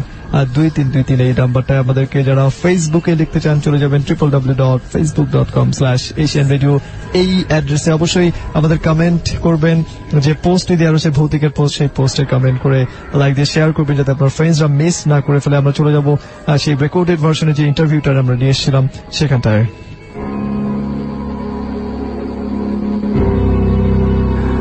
প্রিয় শ্রোতা, শুনছেন এশিয়ান রেডিও 90.8 FM। বিভিন্ন এপিসোডে আপনাদেরকে কথা দিয়েছিলাম পুরো ঢাকাব্যাপী, ইনফ্যাক্ট পুরো পৃথিবীব্যাপী যত ভৌতিক স্থান রয়েছে সেসব ভৌতিক স্থানে আমরা ভৌতিক টিম বিভিন্ন সময় বিভিন্ন জায়গায় গিয়ে বিভিন্ন রকমের জরিপ চালাবো এবং সেসব জায়গা থেকে সংগ্রহকৃত ঘটনাগুলো শুধুমাত্র আপনাদের জন্য উপস্থাপন করবো। ডিয়ার লিসেনার্স, ঠিক এই মুহূর্তে আমরা রয়েছি গুলশানে, যেখানে সদ্য একজন শ্রোতা আমাদের মূলত উনি আমাদেরকে ইমেইল করেছিলেন যে তার কাছে একটি তাজা ঘটনা রয়েছে, যে ঘটনা যার সাথে ঘটে গেছে সেই তাকে আমরা দুর্ভাগ্যক্রমে এই মুহূর্তে নিতে পারিনি, বাট তারপরে তার বন্ধুকে পেয়েছি যিনি আমাদেরকে ইমেইল করেছেন, এবং তেনার যে ঘটনাটা মূলত খুবই ভয়ঙ্কর একটি ঘটনা আমার কাছে মনে হয়েছে। ইনফ্যাক্ট আমার মনে হয় এই ঘটনাটা অনিয়ার করবার মতো এই ঘটনা। আমরা সরাসরি কথা না বেরিয়ে চলে যাচ্ছি যিনি আমাদেরকে ইমেইল করেছিলেন, মেহরাব ইসলাম হৃদয়। আপনাকে স্বাগত জানাচ্ছি Asian Radio 90.8 FM। Thank you Kanak ভাই, আমি ভৌতিক একজন নিয়মিত লিসেনার। তো যে ঘটনা আমি আপনাকে জানিয়েছিলাম সেটা আমার সেটার সাথে করছে একটি ঘটনা, বন্ধুর সাথে করছে একটি ঘটনার। সেই বন্ধুর নাম হচ্ছে শাওন। তো সে হচ্ছে খুব শান্তশিষ্ট একটি ছেলে থাকে। সে তার বাবা মা ছাড়া কিছুই বুঝতো না। তো এক পর্যায়ে সে তার গ্রামের বাড়িতে যায়, তার গ্রামের বাড়ি থেকে পাবনাতে। তো সেখানে যাওয়ার পর একটা মেয়ের সাথে পরিচয় হয়। সেই মেয়েটির নাম ছিল পুনম। আচ্ছা আচ্ছা। তো সেই মেয়েটির সাথে এক পর্যায়ে পরিচয় হওয়ার পর ঠিক আছে তাদের মধ্যে একটা সম্পর্ক বিল্ড আপ হয়। তো সেই জিনিসটা সম্পর্কটা প্রণয়ের দিকে রূপ নেয়। তো এটা একটা মাঝখানে একটা প্রশ্ন করি, সেটা হচ্ছে তাদের মধ্যে কি বন্ধুত্বের সম্পর্ক ছিল প্রথমের দিকে এবং আস্তে আস্তে সেটা প্রেমের সম্পর্কে পরিণত হয় এরকম? যে আপনি আমাদেরকে যে ইমেলটা করেছিলেন সেটা বলেছিলেন যে ওনাকে সাথেই রাখবেন, আর ওনাকে না পাওয়া যাওয়ার কারণটা কি প্লিজ এটা বলবেন আমাদেরকে। ওনাকে না পাওয়া যাওয়ার কারণ হচ্ছে ও এখন ঢাকায় নাই, ও এখন পাবনাতে আছে, যেখানে আর কি ওই মেয়েটার সাথে দেখা হয়েছিল। সো সে মাঝে মাঝে ওখানে যায়, বাট এই জিনিসটা পরে আসবে, এটা অনেক পরে ঘটনা। সে এখন এখানে নাই কেন, বাট নাই হচ্ছে সে বিভিন্ন সময় বিভিন্ন জায়গায় থাকে এখন। জি, আমরা তাহলে সেটা জানবো আসলে কেন বিভিন্ন সময় বিভিন্ন জায়গায় থাকে। ইনফ্যাক্ট ইন্টারেস্টিং একটা ঘটনা আমার কাছে মনে হয়েছে। আমরা তাহলে তারপর থেকে শুনি কি হয়েছিল। আচ্ছা, তো আপনি যেটা বলছেন যে আমি তখনই বলছিলাম সেটা প্রণয়ের দিকে রূপ নেয় আর কি, প্রেম ভালোবাসার দিকে চলে যায় বিষয়টা। বাট এই জিনিসটা তার ছেলেটার বাবা মা ঠিক মতো মাইনে নেয় নাই, আর মেয়ের ফ্যামিলির ক্ষেত্রে তার সেম ঘটনা ঘটে। তো এক পর্যায়ে যেটা হয় যে কয়েক মাসের মাথায় সেই মেয়েটা বিয়ে হয়ে যায় এক জায়গায়। তো বিয়ে হয়ে যাওয়ার পর কয়েক মাস পর সেই মেয়েটা তার হাজব্যান্ডের সাথে ঠিক মতো সুখে সঙ্গে থাকতে পারে না। সো সেখান থেকে পালায় চলে আসে। আমার যে ফ্রেন্ড শাওন ওর কাছে চলে আসে। আসার আচ্ছা একটু ইন্টারাপ্ট করি, সেটা তাদের মধ্যে প্রণয়টা ঠিক কত দিনের ছিল? সে প্রণয়টা ছিল 3 বছর।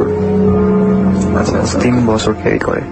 তো ক্যারি করার পর যেটা হয় যে তার বাবা কারো ফ্যামিলি জিনিসটা মেনে নেই, তো মেয়ের বাবা এক জায়গায় বিয়ে করে দেয়, সেখান থেকে তো পরে বাধায় চলে আসে। আসার পর যেটা হয় সেই ছেলে শাওন ও বাসা থেকে বের হয়ে যায় সে মেয়েটাকে নিয়ে।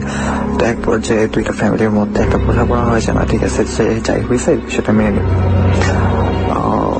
ওকে ফাইন, মেনে নেওয়ার পর তাদের দুজনের মধ্যে আবার বিয়ে হয়।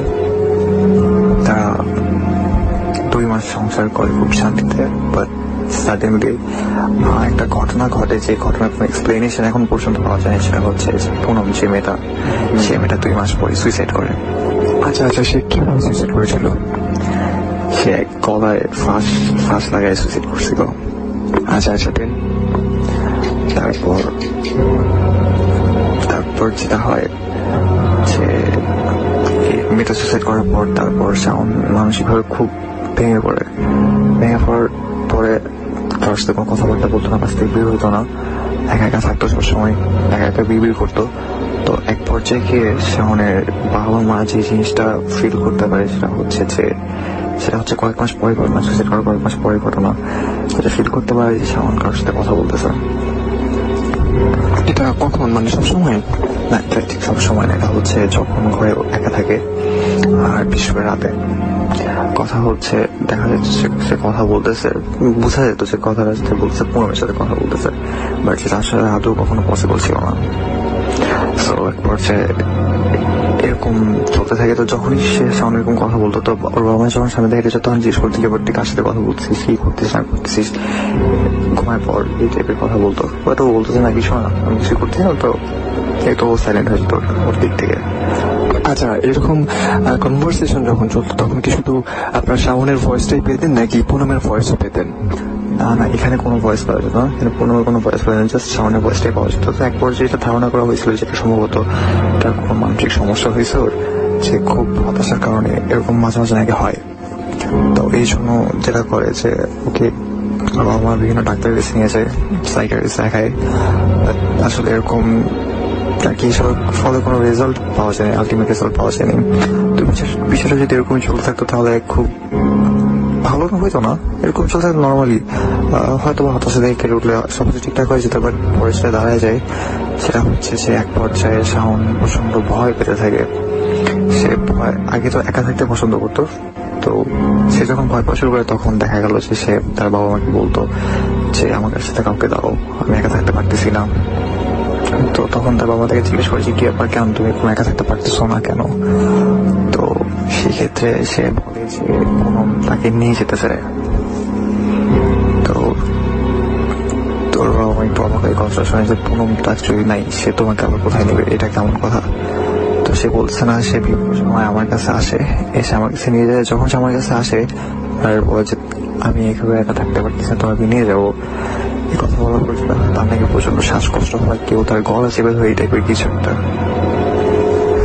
আচ্ছা, এর শুধু বলতো এটা কি স্বপ্নের মাধ্যমে নাকি সামনাসামনি এসে বলতো, বা ভয়ঙ্কর কোনো অ্যাপারেন্স ছিল কিনা পুনম যখন তার সামনে আসতো? না, কোনো ভয়ঙ্কর অ্যাপারেন্স এরকম ছিল না, তবে মাঝে মাঝে যেটা হতো যে সে যদি সন্ধ্যার পর একা একা বাসে হেঁটে আসতো কোথাও থেকে, আশেপাশে দিকে মাত্র, তখন তার মনে হতো যে না, তার আশেপাশে কেউ হয়তো আছে, তার আশেপাশে কেউ আছে। আর সে যখন বাসায় থাকতো তখন সে একা তো থাকতে পারতোই না, তার কোনো তো পরের দিক দিয়ে, লাস্টের দিক দিয়ে যেটা দাঁড়ায় যায়। তো এটা হওয়ার পর সে ডাক্তারের কাছে তো অনেকবারই গেছে, বাট কোনো রেজাল্ট হয়নি। তারপর সে যেটা করে হচ্ছে বিভিন্ন কবিরাজ, ফকির, দরবেশ এদের শরণাপন্ন হয়। তো বিভিন্ন মানুষ থেকে বিভিন্ন রকম আশাও দেয় যে না তুমি কাজটি ভাবে করো, ওইভাবে করো, এই তাবিজ ওই তাবিজ, অনেক কিছু সে করে, বাট তাতেও তার কোনো উপকার হয় না। তারপর পুনমের অ্যাকচুয়ালি কবর দেওয়া হয়েছে। সেখানে যেটা হয়েছে একজন হুজুর বলে যে ওর কবরে কোনো একটা ঝামেলা হয়েছে, এটা কিছু একটা।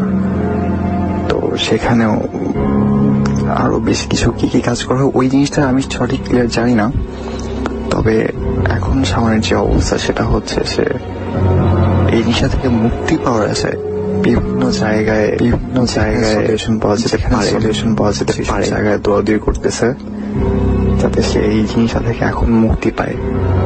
আর প্রেজেন্ট লোকেশন হচ্ছে সে পাবনাতেই আছে। আচ্ছা, যেমনটা আপনি মেল করেছিলেন আমাদেরকে যে আপনার অনেকবার শাওন বাসা চেঞ্জ করেছে, সেলফোন নাম্বার চেঞ্জ করেছে, তার কাছে মনে হয়েছিল যে সে যদি মোবাইল বন্ধ করে রাখে এতেও যদি তার কাছে এটা আসতে না পারে কিংবা সবকিছু পরিবর্তন করে ফেলে তাতে যদি আসতে না পারে, বিশ্বাস বেসিক্যালি মানুষ বিপদে পড়ে যেরকম হয় এবং সবকিছু থেকে মুক্তি পাওয়ার জন্য সে অনেকবার বাসা চেঞ্জ করেছে আর অনেক কিছু করেছে, ইনফ্যাক্ট নিজের লুক পর্যন্ত চেঞ্জ করে ফেলেছিল সে, এরকমটা আপনি আমাদেরকে ইমেল করেছিলেন। এনিওয়েজ, এখন পর্যন্ত কতটা বাসা চেঞ্জ করেছে?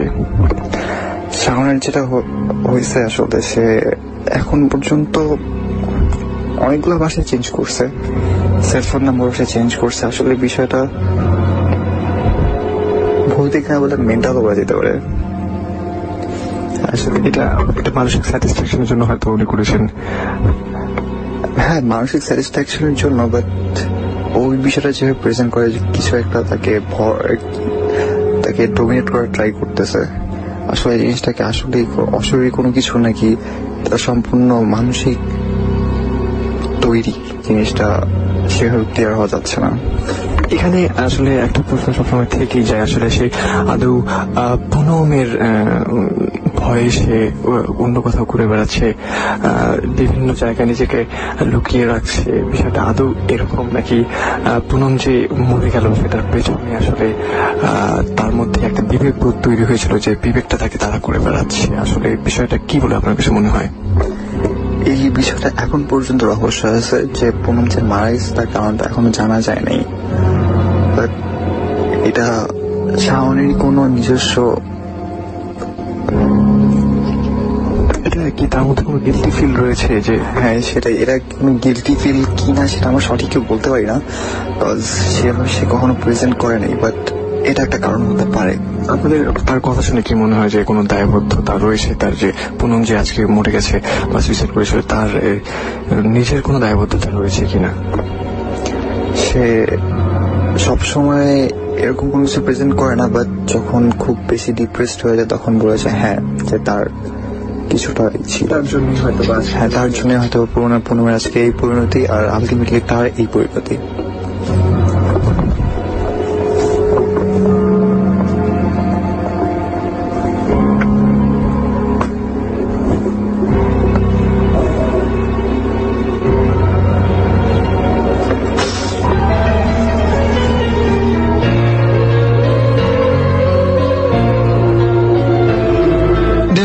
শুনছেন ভৌতিক 90.8 আর যে কনক রয়েছে আপনার সাথে, এবং SMS এর বাইরে আমাদেরকে ফেসবুকে অনেকেই লিখছেন। ঠিক এই মুহূর্তে আমরা যে ঘটনাটা শুনলাম সেটা বেসিক্যালি একটা হন্টেড প্লেসের একটি ঘটনা ছিল, এবং সেই ঘটনাগুলো আমরা সরাসরি সেখানটা গিয়ে নিয়ে এসেছি। বেসিক্যালি একজন শাওন নামের একজন, তিনি সদ্য তার আপন মানুষের সাথে যাবার পর থেকে সে মানসিকভাবে বিকারগ্রস্ত হয়ে পড়ে, এবং এরপর তার সাথে নানান ভৌতিক রোমহর্ষক ঘটনা ঘটতে থাকে। সেসব ঘটনাই আমরা কিছুক্ষণ আগে শুনলাম, এবং ব্যক্তিগতভাবে তাকে দেখার সৌভাগ্য আমার হয়নি, বাট যতদূর মনে হয়েছে তাদের ফ্যামিলির প্রত্যেকটা মেম্বারকে দেখে যে তারা খুব রকমের প্রচন্ড আতঙ্কে রয়েছে, এবং এটা তার মানসিক কোনো রোগ না, বেসিক্যালি সত্যি তার মরে যাওয়া মানুষটা তাকে নিয়ে আসতে চাচ্ছে এবং প্রত্যেকবার হয়তো বা তাকে নিয়ে যেতে চায়, এবং সেটা তার মনে একটা আতঙ্ক তৈরি করেছে। এনিওয়েজ, আপনারা যারা আমাদেরকে ফেসবুকে লিখবেন তারা অবশ্যই চলে যাবেন www.facebook.com/asianradio এই অ্যাড্রেসে, এবং সেখানে অনেকে লিখছে যে পোস্টটি দেওয়া রয়েছে, লাইক কমেন্ট করে শেয়ার করবেন। এমডি রায়হান লিখেছেন ফরিদপুর থেকে শুনছি, মনে হয় প্রচন্ড আজকের ঘটনাগুলো বেশিরভাগই সত্য মনে হয়েছে আপনার কাছে। Thank you. রিমঝিম বৃষ্টি আমাদের সাথে রয়েছেন, শুনছি তোমাদেরকে ভালো লাগছে। ওকে, এমডি রাজীব লিখেছেন ভাই আমাদের অনেক ভালো লাগছে। গহীন অরণ্যের রাজপুত্র বলছে আমাদেরকে। আসাদুজ্জামান নূর লিখেছেন আমাদেরকে, লিখেছেন লাইভ ফরিদপুর থেকে লিখেছেন। আবির লিখেছেন, ফিরোজ লিখেছেন আমাদেরকে very nice story, thank you. Mehedi Mishu লিখেছেন কনক এবং ফিরোজ ভাই অনেক ভয় লাগছে, লিখেছেন রমজান আলী ফরিদপুর থেকে, খুব ভালো লাগছে এবং আজকে আপনি প্রথম শুনছেন। জাহেদ হাসান হৃদয় আমাদেরকে লিখেছেন আজ প্রথম জয়েন করলাম, আই হোপ অনেক বেশি ভালো লাগবে, হোপফুলি আপনার ভালো লেগে গেছে। লিখেছেন আমাদেরকে আলম তপু, খুব ভয় লাগছে।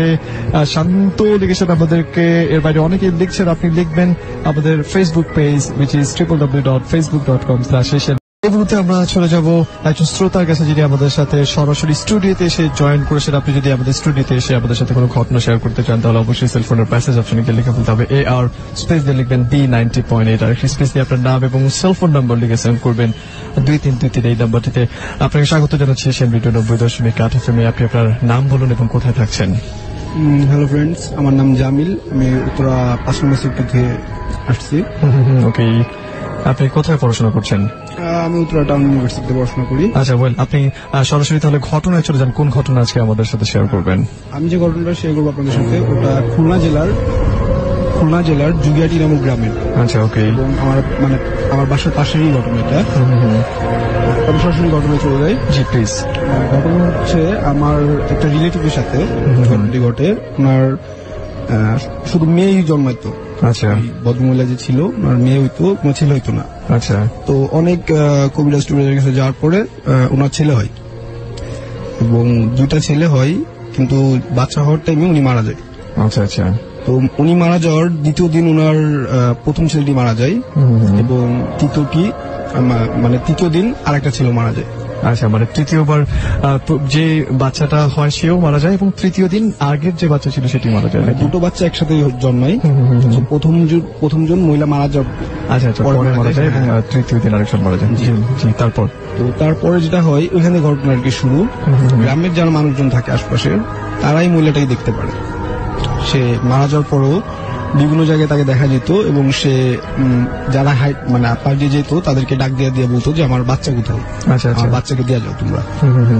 তো এইভাবে করতে থাকে। অনেকদিন যাওয়ার পরে গ্রামে কবিরাজ আইনা বিষয়টা ঠিক করা হয়, কিন্তু ওনার যে মেয়ে থাকে, বড় মেয়ে, ওনার বড় মেয়ের সাথেও সেম ঘটনায় ঘটে। আচ্ছা, মানে ওনার বড় মেয়েরও বাচ্চা হয়, এবং আচ্ছা, আচ্ছা, সবাই মেয়ে জন্মায়, এবং ফাইনালি একটা ছেলে হয়।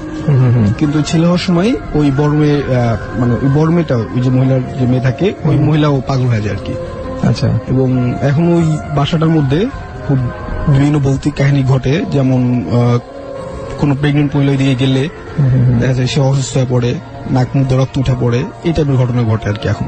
আচ্ছা, আচ্ছা। আপনাদের এলাকার যেসব মুরব্বী রয়েছে, তারা কি এ ব্যাপারে কোনো কারণ বলেছিল যে কেন এটা হয়, বা কি কোনো ইতিহাস রয়েছে কিনা? ইতিহাস বলতে ওই যে মহিলা, ওনার থেকে শুরু আর কি। এখন কেন বা কি এটা কেউ জানে না।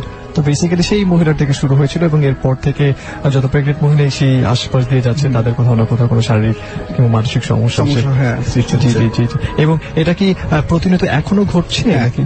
আচ্ছা, এটা খুলনার কোন গ্রামে? খুলনা জুগিয়াটি গ্রাম।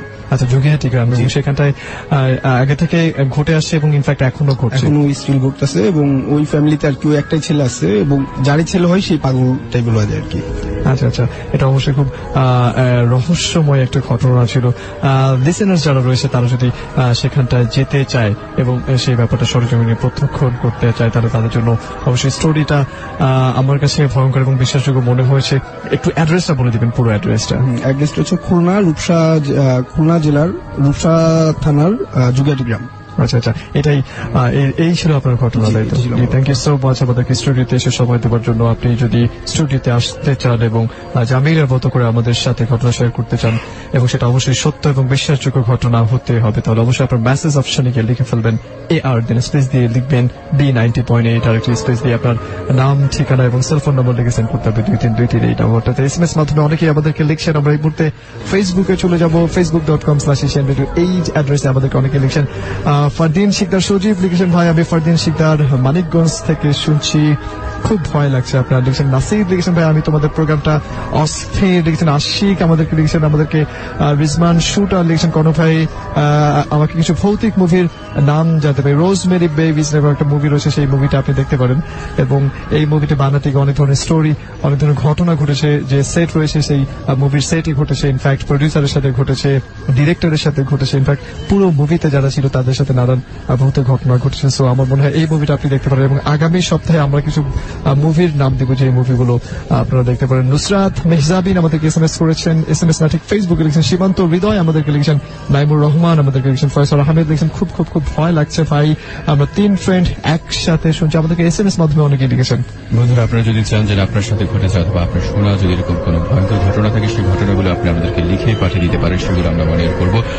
সেই জন্য আপনাকে আমাদের ফেসবুক আসতে পারেন, facebook.com/asianradio, সেখানে এসে ইনবক্সে আপনার ঘটনাটি লিখে পাঠিয়ে দিতে পারেন। তাছাড়া পাঠাতে পারেন facebook.com ভৌতিক 90.8, সেখানে এসে ইনবক্সে আপনার ঘটনাটি লিখে পাঠিয়ে দেবেন, আমরা নিশ্চয়ই মনিটর করবো। আর যদি সরাসরি স্টুডিওতে আসতে চান, সেটা তো কোনো বলে দিয়েছে। আর এই মাত্র দেখতে পাচ্ছি আমাদের সাথে অনেকগুলো বন্ধু SMS এ জয়েন করেছে। আমাদের সাথে বুশরা লেগেছে, আমরা হোস্টেলে থাকি এবং অনেকে মিলে শুনছি, খুবই ভালো লাগছে। লালমাটি থেকে আমরা জানিয়েছি আমাদের সাথে। আমি নাজমুল উত্তরা থেকে বলছি, আচ্ছা ভয় লাগছে আমাদের জানিয়েছে। শুভ আছে আমাদের সাথে নোয়াখালী থেকে, মাসুম আছে আমাদের সাথে, লিমন আছে আমাদের সাথে মিরপুর 11 নম্বর থেকে। গল্পগুলো খুবই ভয়ঙ্কর আমাদের জানিয়েছে। আমিন আছে আমাদের সাথে, রনি আছে বিবারিয়া থেকে, পলাশ আছে আমাদের সাথে লালবাগ থেকে, ফেদুল আছে আমাদের সাথে, ফেদুল ইসলাম আছে আমাদের সাথে। তারপর যে বন্ধু আছে তার নাম হচ্ছে আলুডাঙ্গা থেকে, ময়মন সিং থেকে আমাদের সাথে আছে। আর বন্ধু মেহেদি হাসান আছে আমাদের সাথে, সাইম আছে আমাদের সাথে, লিমাতো আছে যাত্রাবাড়ি থেকে আমাদের সাথে আছে, জি ইসলাম গাজীপুর থেকে, রনি আছে আমাদের সাথে আছে আসলাম কুমিল্লা থেকে আমাদের সাথে আছে, ফারবেজ শিকদার, হাবিব আছে আমাদের সাথে কাশিমপুর থেকে,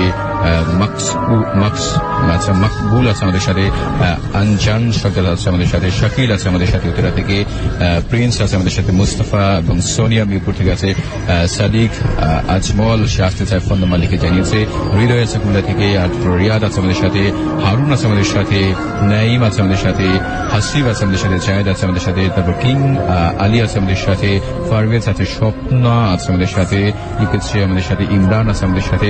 এভাবে দেখতে পাচ্ছি অনেক অনেক বন্ধুরা আমাদেরকে SMS করেছে। ডিয়ার লিসেনার্স, আমরা চলে যাবো এই মুহূর্তে আরেকটা গল্পে, যে গল্পটা আমাদেরকে মানিকগঞ্জ থেকে একজন ফিমেল লিসেনার্স, বেসিক্যালি উনি দিনের বেলা এসে উনি আমাদেরকে রেকর্ড করে দিয়ে তারপর চলে গেছেন। ওনার অনেকগুলো গল্প ছিল, সেসব গল্পের মধ্যে একটা গল্প আমরা এই মুহূর্তে অডিও করবো। আপনাদের কমেন্ট করবেন আমাদের ফেসবুক পেজে এবং লিখবেন আমাদেরকে আপনার কথাবার্তাগুলো 2323 এই নাম্বারটায়।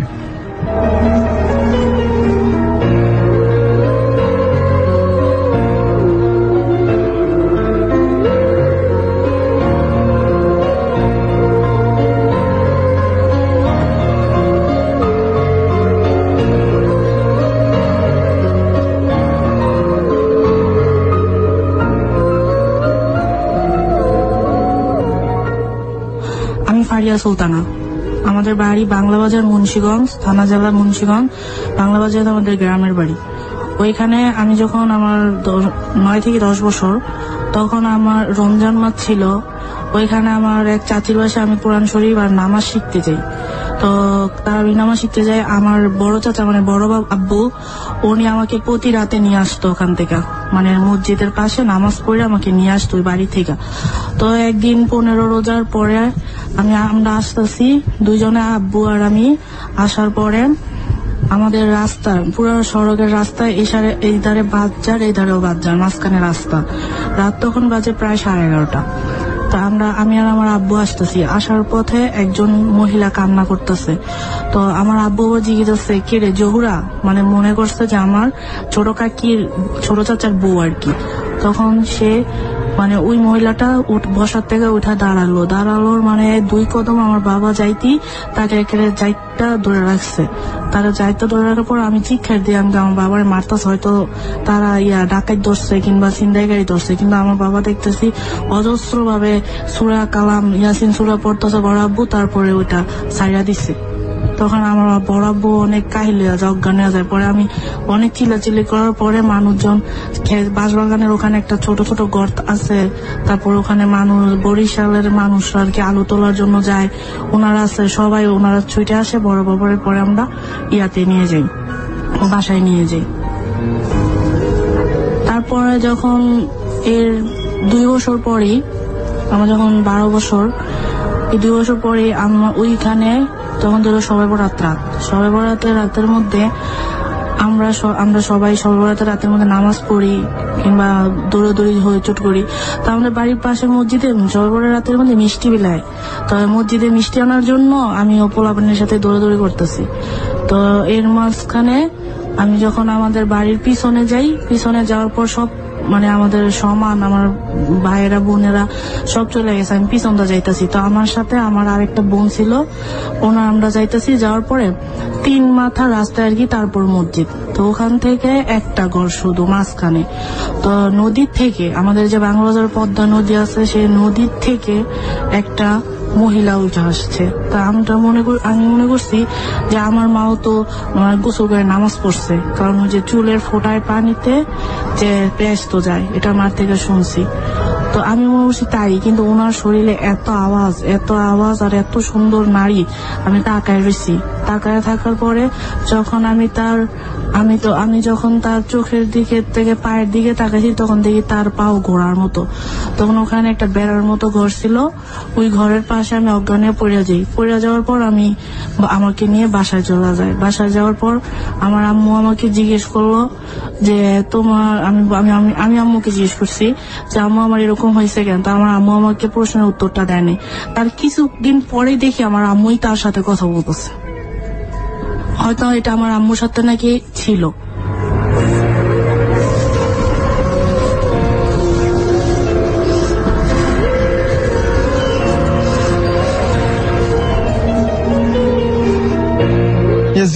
শুনছেন এশিয়ান রেডিও 90.8 FM, ভৌতিক 90.8 নিয়ে মুহূর্তে কনক এবং ফিরোজ খান আপনাদের সাথেই রয়েছি। আমরা একটি স্টোরি শুনছিলাম, যে স্টোরিটি আমাদের এখানে একজন ফিমেল শ্রোতা এসে আমাদেরকে বলে গেছেন, এবং সেই রেকর্ড ভার্সনটা আমরা প্লে করে দিলাম। অনেকগুলো গল্প তিনি বলেছিলেন, ইনফ্যাক্ট প্রত্যেকটা গল্প হয়তো প্লে করা সম্ভব হচ্ছে না আমাদের, সেটার জন্য আমি সরি বলে নিচ্ছি। তিনি যদি আমাদেরকে শুনে থাকেন, SMS মাধ্যমে যারা লিখছেন তাদের SMS গুলো পড়বো, বাট এই মুহূর্তে আমাদেরকে ফেসবুকে লিখেছেন।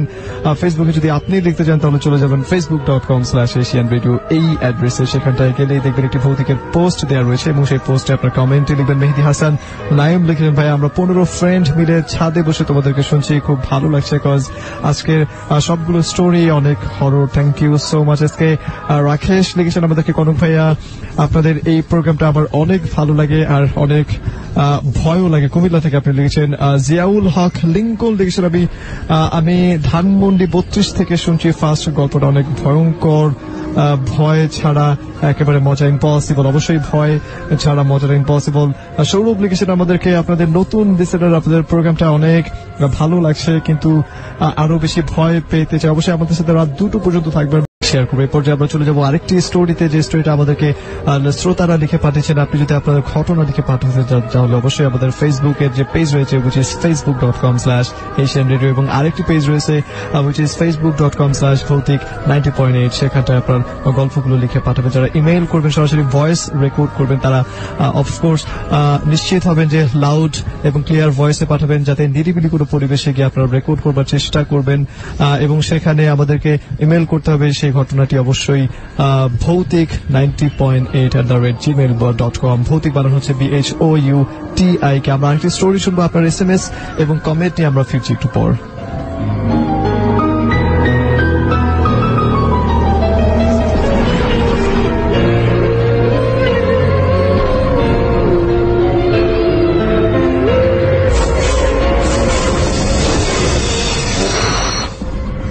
ঘটনাটি ঘটে আমার মামাতো বোনের সাথে, এবং ঘটনাটি সম্পূর্ণ সত্যি। ঘটনাটি 2007 সালে। আমার মামাতো বোনের নাম জাহানারা, বয়স 14 বছর। তখন ছিল গ্রীষ্মকাল। ঘটনাটি গ্রীষ্মকালের অন্যতম ফল আম কুড়ানোকে কেন্দ্র করে। আমাদের এখানে অনেক আম বাগান আছে। অনেক ছেলেমেয়ে প্রতিদিন দল বেঁধে খুব ভোরে আম কুড়াত। তারও আম কুড়ানোর প্রবল নেশা ছিল। তো সেদিন রাতে জাহানারা তার ছোট বোনকে বলল, আজ আমরা দুজন সবার আগে খুব ভোরে আম কুড়াতে যাব। আমি যদি টের না পাই, তুই টের পেলে আমাকে ডাক দিস। তো রাত 4টার দিকে তার ছোট বোন তাকে ডেকে বলল, রাত তো প্রায় শেষের দিকে, আম কুড়াতে যাবে না? তারা আর দেরি না করে বাড়ি থেকে বের হয়ে গেল। আম বাগানটি ছিল তাদের বাড়ি থেকে কিছুটা দূরে। ওই বাগানটি ছিল অনেক বড় ও পুরনো। বাগানের একটা আম গাছ ছিল অনেক পুরনো, আর সেই গাছের আমগুলো অনেক ছোট ছোট ছিল। কিন্তু সেই গাছের আমই সবচেয়ে বেশি পড়ত। আম কুড়াতে কুড়াতে সেই বড় গাছটির নিচে গিয়ে জাহানারা খুবই অবাক হয়ে গেল, কেননা গাছের নিচে কেবল একটা আমই পড়ে আছে।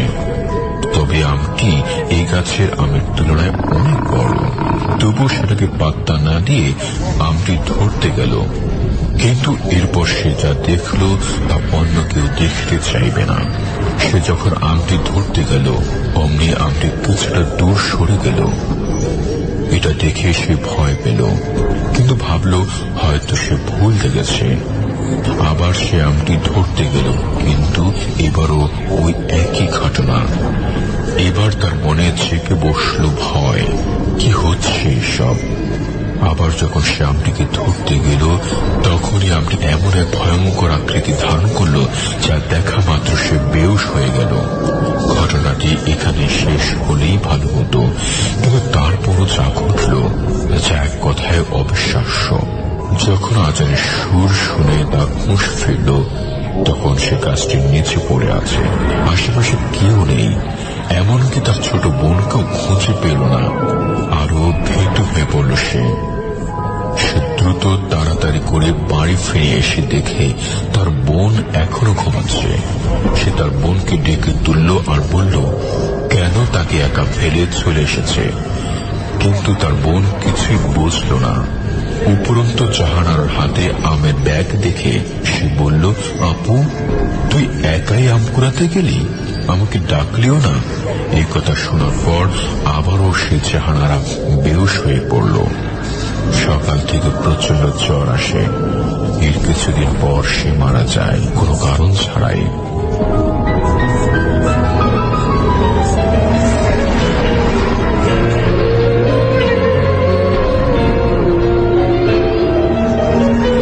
ভৌতিক 90.8 ঠিক এই মুহূর্তে আর্য কনক এবং ফিরোজ খান আপনার সাথে রয়েছে। কথা দিয়েছিলাম 2টো পর্যন্ত থাকবে, এবং যারা যারা আমাদেরকে লিখছেন, অনেকে আমাদেরকে স্টোরি লিখছেন আমাদের ভৌতিক পেজে, উইচ ইজ www.facebook.com/ভৌতিক90.8, এবং সেখানটায় অবশ্যই যারা স্টোরি লিখে পাঠাচ্ছেন সত্য ঘটনা লিখে পাঠানোর চেষ্টা করবেন এবং পরিপূর্ণ বাংলায় লেখার চেষ্টা করবেন, তাহলে সেটা আমাদের জন্য পড়তে সুবিধা হয় এবং আমরা সেটি অডিও করতে অনেক বেশি উৎসাহিত বোধ করি। আমাদেরকে অনেকে লিখছেন ফেসবুক পেজে যারা লিখতে চান তাদেরকে বলছি আপনি যত বেশি লিখবেন তত সেই লেখাটা পড়ার সম্ভাবনা একটু বেশি আমাদেরকে। এবং যারা বিভিন্ন নাম হাইড করে তারা লিখছেন তাদেরকে বলবো নামটা লিখে তারপর আপনার কথাগুলো লিখে। যেমন শূন্য জীবন লিখছেন, ভাই আমি নাটোর থেকে শুনছি এবং ইমেইলটা পড়ার সময় কবিতার মতো পড়তে হবে এমনটাই আপনি লিখেছিলেন। আপনাদেরকে দুষ্টু টম লিখেছেন। আচ্ছা, এটা কোনো নাম নয়, সেটার জন্য বলছি যে আপনাদের নামগুলো আপনারা মেনশন করে তারপর লিখবেন। এমডি ফুয়াদ লিখেছেন, ভাই মগবাজার থেকে শুনছি আপনাদেরকে, আমাদেরকে সারাজিৎ আমাদেরকে শুনছেন, এবং আরো অনেকে লিখছেন। এমডি রাজীব লিখেছেন, ভাই আমাদের অনেক ভয় লাগছে লিখেছেন আমাদেরকে আসাদুজ্জামান নূর। এর বাইরে আরো অনেকে লিখছেন আমাদেরকে। আপনি যদি লিখতে চান তাহলে facebook.com/asian radio সেই অ্যাড্রেসে চলে যেতে হবে। আমাদেরকে মেহেদি হাসান নাইম লিখেছেন, তাহসান আহমেদ শান্ত সরকার লিখেছেন, আশিক আশক লিখেছেন আমাদেরকে, সীমান্ত হৃদয় লিখেছেন, নাইমুর রহমান লিখেছেন, অনেক বন্ধু লিখেছেন। আমরা SMS পড়ে নেব কিছু। ইনফ্যাক্ট আজকে ভৌতিকের একটি নতুন রেকর্ড তৈরি হয়েছে। পুরো 2 ঘন্টায় আমরা 50টার মধ্যে স্টোরি পেয়েছি শুধুমাত্র আমাদের ইনবক্সে। আপনাদেরকে অভিনন্দন জানাচ্ছি এবং সবসময় হয়তোবা আমাদের সাথেই থাকবেন এমন করে। নাজমুল হাসান আবির লিখেছেন, ইফতেখার জিসান লিখেছেন আমাদেরকে, রং পেন্সিল লিখেছেন, এমডি রাজীব লিখেছেন আমাদেরকে পার্থ রয় লিখেছেন। এই মুহূর্তে আপনাদের সাথে রয়েছে আর্য কনক এবং ফিরোজ খান। আমরা চলে যাবো লং স্টোরিতে। আপনি আপনার কথাবার্তাগুলো 2323 এই নাম্বারটায় লিখবেন এবং আমাদেরকে কমেন্ট করবেন facebook.com/asian radio এই ঠিকানায়। ফিরছে একটু পর।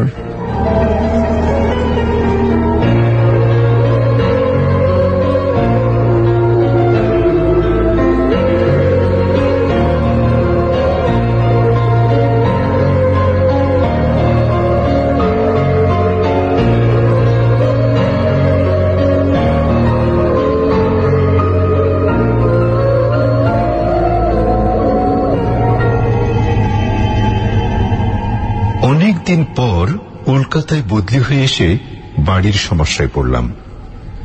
মনিকার কোনো বাড়ি পছন্দ হয় না। ওকে অবশ্য দোষ দেয়া যায় না। এতদিন কানপুরে খোলামেলা বাংলো ধরনের কোয়ার্টার, বাগান, এমনকি চাকরদের জন্য পর্যন্ত আলাদা থাকার ব্যবস্থা, এসবের পর এখানকার ঘিঞ্জি এলাকায় খুদে খুদে ঘরে ওর মন ওঠার কথা নয়। আমি যখন অফিসে থাকি তখন ও বাড়ি দেখে বেড়াই। খবরের কাগজের বিজ্ঞাপন ছাড়াও জনা কয়েক বাড়ির দালালও ইতিমধ্যে জুটেছে। এসব বিষয়ে ওর অদম্য উৎসাহ। সেদিন অফিস থেকে ফেরার সঙ্গে সঙ্গে মনিকা প্রায় ছুটেই আমার সামনে এলো। ওর দুচোখ উজ্জ্বল, উত্তেজনায় ফর্সা মুখ লালচে দেখাচ্ছে। জানো, আজকে একটা দারুণ বাড়ি দেখেছি, ভাড়াও ভীষণ কম।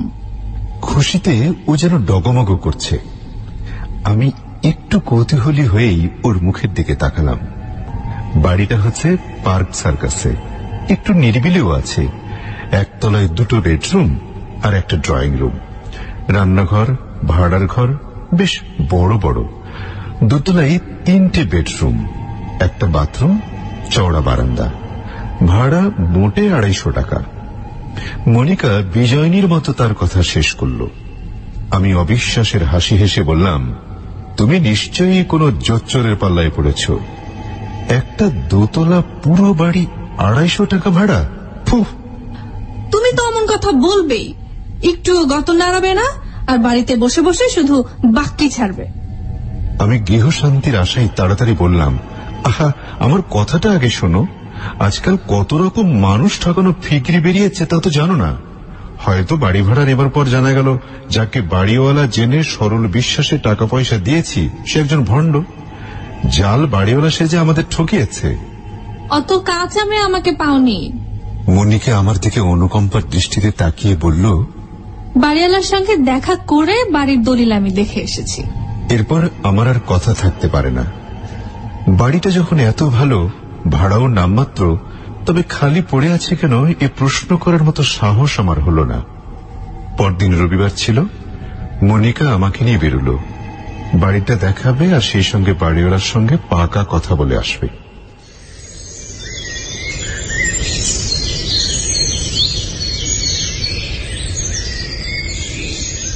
বাড়িটা দেখে আমি কিন্তু সত্যি হা হয়ে গেলাম। পুরনো বাড়ি সন্দেহ নেই, জায়গাটাও নির্জন, কিন্তু একটু রং চম করে দিলে আজকালকার বাজারে বেশ মোটা টাকা ভাড়া সহজে পাওয়া যায়। বাড়িওয়ালা থাকেন গড়িয়াহাট রোডে। তার সঙ্গে দেখা করতে গেলাম। সেখানে গিয়ে একটা ভুল ভাঙল। বাড়িটা আসলে এক নিঃসন্তান বিধবা ভদ্র মহিলার। মনিকা যার সঙ্গে কথা বলেছিল তিনি হলেন ভদ্র মহিলার ভাইপো। আজ ভদ্র মহিলার সঙ্গে কথাবার্তা হল। আমরা বাড়িটা নেব শুনে তিনি খুব খুশি হলেন। বললেন চুনকাম করিয়ে দেবেন। ভাড়া মাসে ওই 250 টাকা, আর 1 মাসের ভাড়া আগাম। একটা ভালো দিন দেখে আমরা পার্ক সার্কাসের বাড়িতে জিনিসপত্র গুছিয়ে নিয়ে উঠলাম। আমরা অর্থে আমি আর মনিকা ছাড়া আমাদের 5 বছরের মেয়ে খুকু আর ছোকরা চাকর রাম। সেটা ছিল একটা ছুটির দিন। আমি সন্ধেবেলা একখানা মোটা বই নিয়ে আয়েশ করে বসেছি। মনিকা খুকুকে নিয়ে বেরিয়েছে। আমি একটা সিগারেট মুখে দিয়ে দেশালয়ের জন্য পকেট হাতড়াচ্ছি। এমন সময় নজরে পড়ল সামনের টেবিলের ওপর দেশালয়টা রয়েছে। আগে ওটা ওখানে দেখেছি বলে মনে পড়ল না। মনের ভুল ভেবে আমি হাত বাড়িয়ে দেশালয়টা নিলাম। খানিক বাদেই মনিকা ফিরে এলো। ওর মুখে একটা উত্তেজনা লক্ষ্য না করে পারলাম না।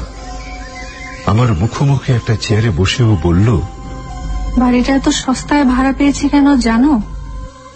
এটা ভুতুরে বাড়ি। আগে যারা ভাড়া নিয়েছিল কেউই 1 মাস তো দূরের কথা, 15 দিন পর্যন্ত টিকতে পারেনি। অনেক দিন খালি পড়েছিল, তাই ভাড়া এত সস্তা। দেখলে না, আমরা বাড়িটা নেব শুনে ভদ্রমহিলার আনন্দ যেন আর ধরছিলই না। আমি অবিশ্বাস ভরে ঠোঁট বাঁকালাম। মনিকা কিন্তু সেদিকে ভ্রুক্ষেপ না করে বলে চলল, ওই মোড়ের মাথায় যে হলদে বাড়িটা, সেই বাড়ির ভদ্রমহিলার সঙ্গে আজ আলাপ হলো।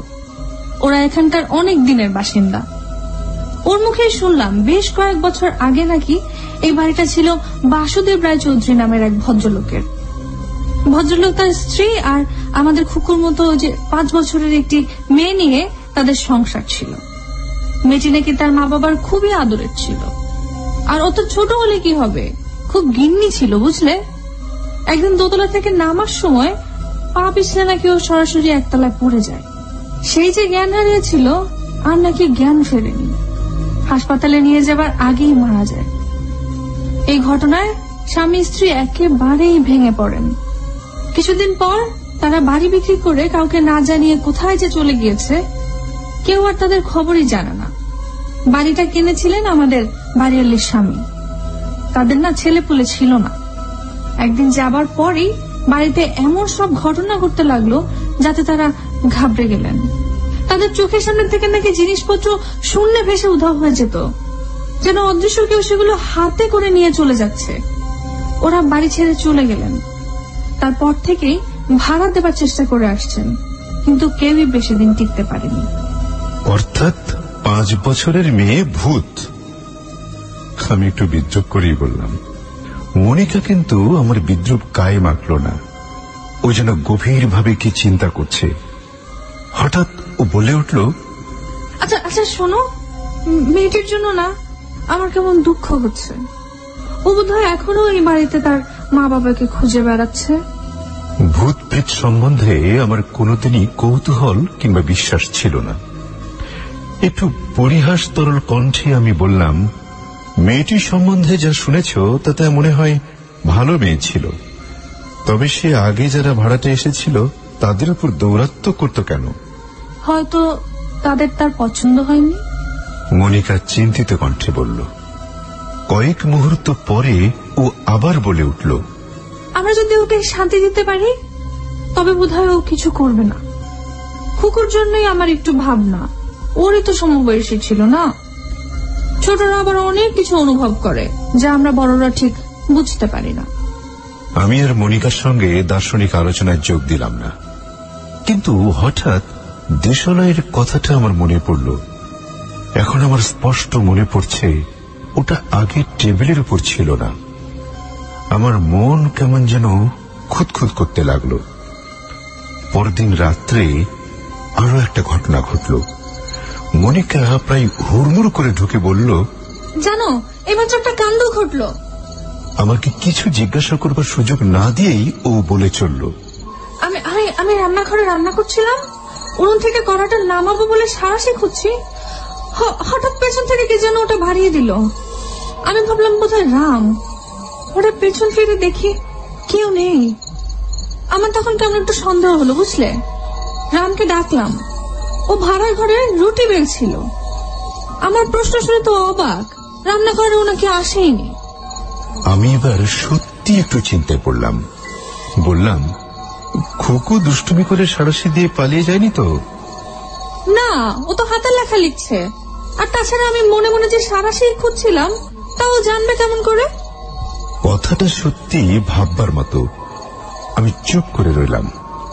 মনিকা আবার বলে উঠল, একটা জিনিস আমি বুঝতে পারছি, ও আমাদের কোনো ক্ষতি করতে চায় না, বরং সাহায্যই করতে চায়। তোমাকে আগে বলিনি, অনেক সময় খুঁটিনাটি জিনিস দরকার মতো আমি হাতের কাছে পেয়ে গেছি। যেন ঠিক কোন সময় কোন জিনিসটা লাগবে বুঝে কেউ তো আমার হাতের নাগালের মধ্যে রেখে দিয়েছে।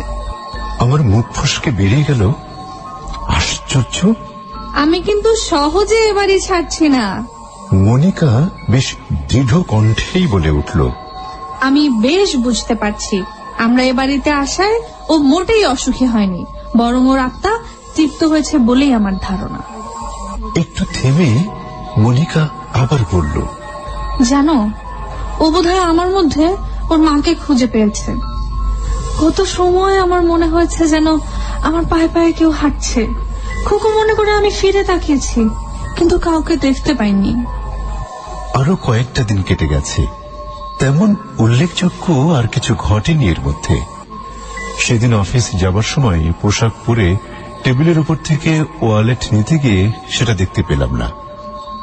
তাড়াহুড়োই কোথায় রাখলাম ভেবে পকেট হাতড়াচ্ছি, টেবিলের ড্রয়ার খুলে সব উল্টে পাল্টে দেখছি। এমন সময় মনে হলো যেন পাশে কচি মেয়ে খুব করে হাসল।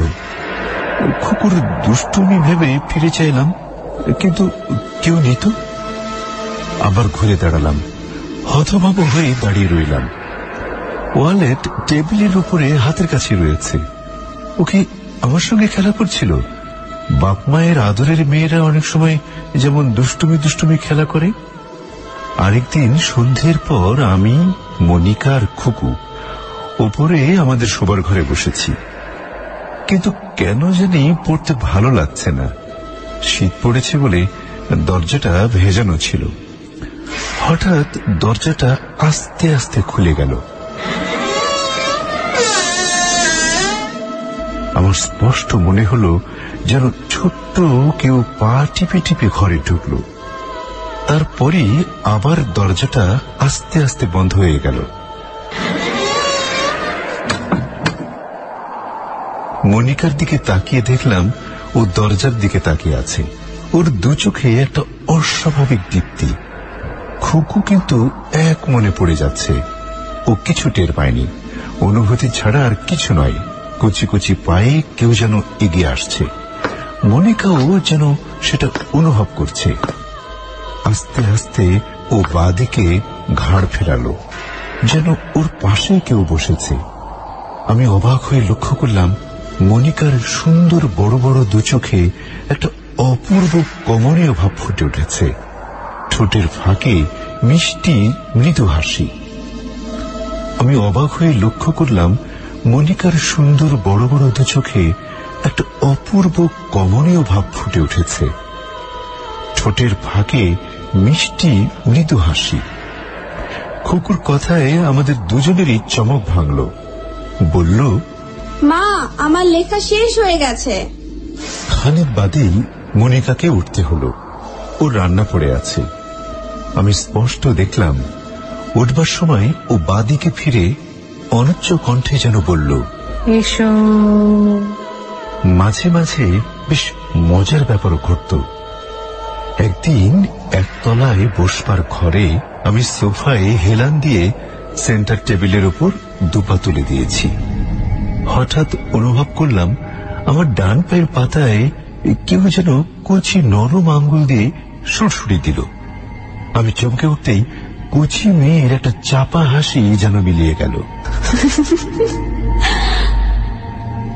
আরেকদিন মনিকা খুকুকে নিয়ে একটু বাইরে বেরিয়েছে। ফিরতে রাত হবে। আমি একটা বইয়ে ডুবে আছি। হঠাৎ মনে হলো কেউ যেন আমার পাশে এসে দাঁড়িয়েছে। একটা কচি মেয়ের গায়ের মিষ্টি গন্ধ স্পষ্ট নাকে এসে লাগলো। মনিকা একদিন দোকানে গিয়েছিল। ফিরে এসে বলল, জানো কি হয়েছে? আমি দোকান থেকে হাফ পাউন্ড বিস্কুট কিনে দোকানদারকে টাকা দিয়েছি, আর দোকানদার চেঞ্জ দিয়ে একটা টফি হাতে করে আমার মাথার উপর দিয়ে দরজার দিকে তাকিয়ে বলল, খুকি, এই নাও তোমার টফি। তারপরে একটু অবাক হয়ে বলল, এই তো দাঁড়িয়েছিল, কোথায় গেল? আমিও কম অবাক হইনি। বললাম, কার কথা বলছেন? দোকানদার বলল, কেন? আপনার সঙ্গে যে ছোট্ট মেয়েটা এসেছিল, আপনি দোকানে ঢুকলেন, ও বাইরে দাঁড়িয়ে রইল। আমি জিজ্ঞেস করলাম, কেমন দেখতে বলুন তো? দোকানদার কিন্তু চেহারা ঠিক বর্ণনা দিতে পারল না। অত ভালো করে নাকি লক্ষ্য করেনি। আমার সঙ্গে কেউ আসেনি শুনে লোকটা কেমন যেন ভেবাচাকা খেয়ে গেল। আমতা আমতা করে বলল, তবে হয়তো অন্য কারো মেয়ে। একটু থেমে মনিকা আবার বলে উঠল, ওকে দেখতে ভীষণ ইচ্ছে করে জানো। কিন্তু চূড়ান্ত ঘটনা ঘটল এক শনিবার। অফিস থেকে তাড়াতাড়ি ফিরেছি। সবাই মনিকার এক দিদির বাড়ি যাব, রাত্রে খাওয়া দাওয়া সেরে ফিরব। আমি জামা কাপড় পরে একতলায় সিঁড়ির মুখে দাঁড়িয়ে আছি। মনিকাও সাজগোজ সেরে দোতলায় সিঁড়িতে পা দেবে। খুকু ওর পাশ দিয়ে লাফিয়ে লাফিয়ে নামছিল। হঠাৎ ওর পা হড়কে গেল। মনিকা একটা আর্তনাদ করে উঠল। আমিও নিচে স্থানুর মতো দাঁড়িয়ে আছি। বুঝতে পারছি যে খুকু পড়ে যাচ্ছে। একটা সাংঘাতিক দুর্ঘটনা ঘটতে চলেছে, কিন্তু আমার সমস্ত শরীর যেন অবশ হয়ে গেছে। ঠিক সেই মুহূর্তে স্পষ্ট দেখলাম দুটো কচি হাত খুকুকে ধরে ফেলল, তারপর সোজা দাঁড় করিয়ে দিল। মুহূর্তকাল মাত্র, তারপরেই হাত দুটো মিলিয়ে গেল। একটা সর্বনাশ হতে হতে থেমে গেল। মনিকা তরতর করে ছুটে এসে খুকুকে জড়িয়ে ধরল। খুকু কিন্তু ঠিক কে যে ওকে ধরেছিল তা বুঝতে পারেনি। ওর মুখে শুধু একটা ফ্যাকাশে হাসি ফুটে উঠল। এরপরেই আমি আর মনিকা আলোচনায় বসলাম। বাস্তব দৃষ্টিভঙ্গি দিয়ে সবকিছু বিবেচনা করে আমাদের স্থির করতে হবে আমরা এই বাড়িতে থাকব কি থাকব না। মনিকা বলল, দেখো, আমি যা বুঝেছি, ও আমাদের মধ্যে ওর হারানো পরিবার ফিরে পেয়েছে। ও শুধু আমাদের ভালোই চায় না, এটাও চায় যে আমরা এখানেই থাকি। তা না হলে কি খুকুকে অমন করে বাঁচাতো বলো? আরো একটা জিনিস যা আমার মনে হয়, তা হলো আগে যারা ভাড়াটে এখানে এসেছিলেন তাদের মধ্যে হয়তো মন মতো পরিবেশ পায়নি বলেই ও বিরক্তি প্রকাশ করত। তারা বাড়ি ছেড়ে চলে যায়, এটাই চাইতো। আমরা স্বামী স্ত্রী আর খুকু, ওদের পরিবারও তাই ছিল। আর সবচেয়ে বড় কথা, ওদের সংসারের পরিবেশটা আমাদের মধ্যে খুঁজে পেয়েছে বলেও খুশি। আমি নিজে মা হয়ে অমন কচি একটা মেয়ের সুখ আনন্দকে কিছুতেই নষ্ট হতে দেব না। আমরা এ বাড়িতেই থাকবো, তোমার কোনো আপত্তি কিন্তু আমি শুনবো না।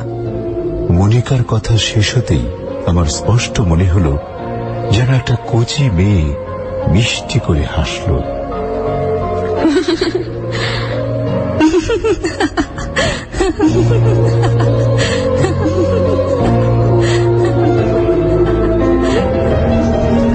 প্রিয় শ্রোতা, শুনছিলাম একটু সাহিত্য রসের ঘটনা এবং এই গল্পটি লেখা হচ্ছে মঞ্জিল শেখের একটি গল্প। গল্পের নাম হচ্ছে ভাড়া বাড়ি। এই গল্পে যারা চরিত্রায়নে যারা ছিলেন তাদের মধ্যে ছিলেন রনি, ছিলেন যিনি প্রতি সপ্তাহে আমাদের এখানে ভয়েস দিয়ে থাকেন, এবং ছিলেন আফসারা, তাসনিম ছিলেন এবং রেমু ছিলেন নায়িকা চরিত্রে সহ। এর বাইরে ছিলেন আমি নিজেও এখানটায় ভয়েস দিয়েছি। এবং আমরা একেবারে শেষ পর্যায়ে চলে এসেছি। আমাদেরকে যারা SMS করেছেন তাদের SMS গুলো পড়বো। ফেসবুকে অনেকে লিখেছেন, অপু সৌরভ লিখেছেন আমাদেরকে, আমি সুব্রত রয়, ওকে সৌরভ সুব্রভ স্পিনিং মিল থেকে বলছি, আজকে আমি ফার্স্ট শুনছি, এটা শুনতে খুব বেশি ভয় লাগছে। সৌরভ লিখেছেন, আমি SMS করেছি কিন্তু SMS টা পড়া হয় না, আপনার SMS টা আমরা পড়ে ফেলাম। রাজীব আমাদেরকে লিখেছেন, গল্পগুলো খুব সুন্দর এবং প্রচন্ড ভয়ানক হয়েছে। তসলিম লিখেছেন, আজ প্রথম আপনাদের শো শুনছি এবং সার্চিনা অবশ্যই পাশে রয়েছে, সবসময় আমাদের সাথে থাকবেন এবং গল্প যারা পাঠাতে চান। মুনতাসির প্রান্ত লিখেছেন উত্তরা থেকে, অসম শো। রেজবি হাসান লিখেছেন, থ্যাংকস এশিয়ান বেগে ভৌতিক 90.8 টিমকে। পার্থ রয় আমাদেরকে লিখেছেন ফেসবুক মাধ্যমে। আহমদ রাশিদ লিখেছেন ভৌতিক 90.8@gmail.com। অফকোর্স এটাই আমাদের ইমেইল অ্যাড্রেস। এখানটায় চাইলে আপনি আপনার ভয়েস রেকর্ড করে পাঠাতে পারেন এবং এর বাইরে যদি চান তাহলে আমাদেরকে গল্প লিখে পাঠাতে পারেন। এমডি মোহিত খান লিখেছেন, ভয় লাগছে লিখেছেন। MD Nasid, nice program, I like it লিখেছেন আমাদেরকে। মাইনুল রাজন, মজা লাগছে শুনতে অনেক বেশি। শ্রাবণী হক লিখেছেন, অনেক ভয় লাগছে এবং অনেক ইন্টারেস্টিংও লাগছে বটে।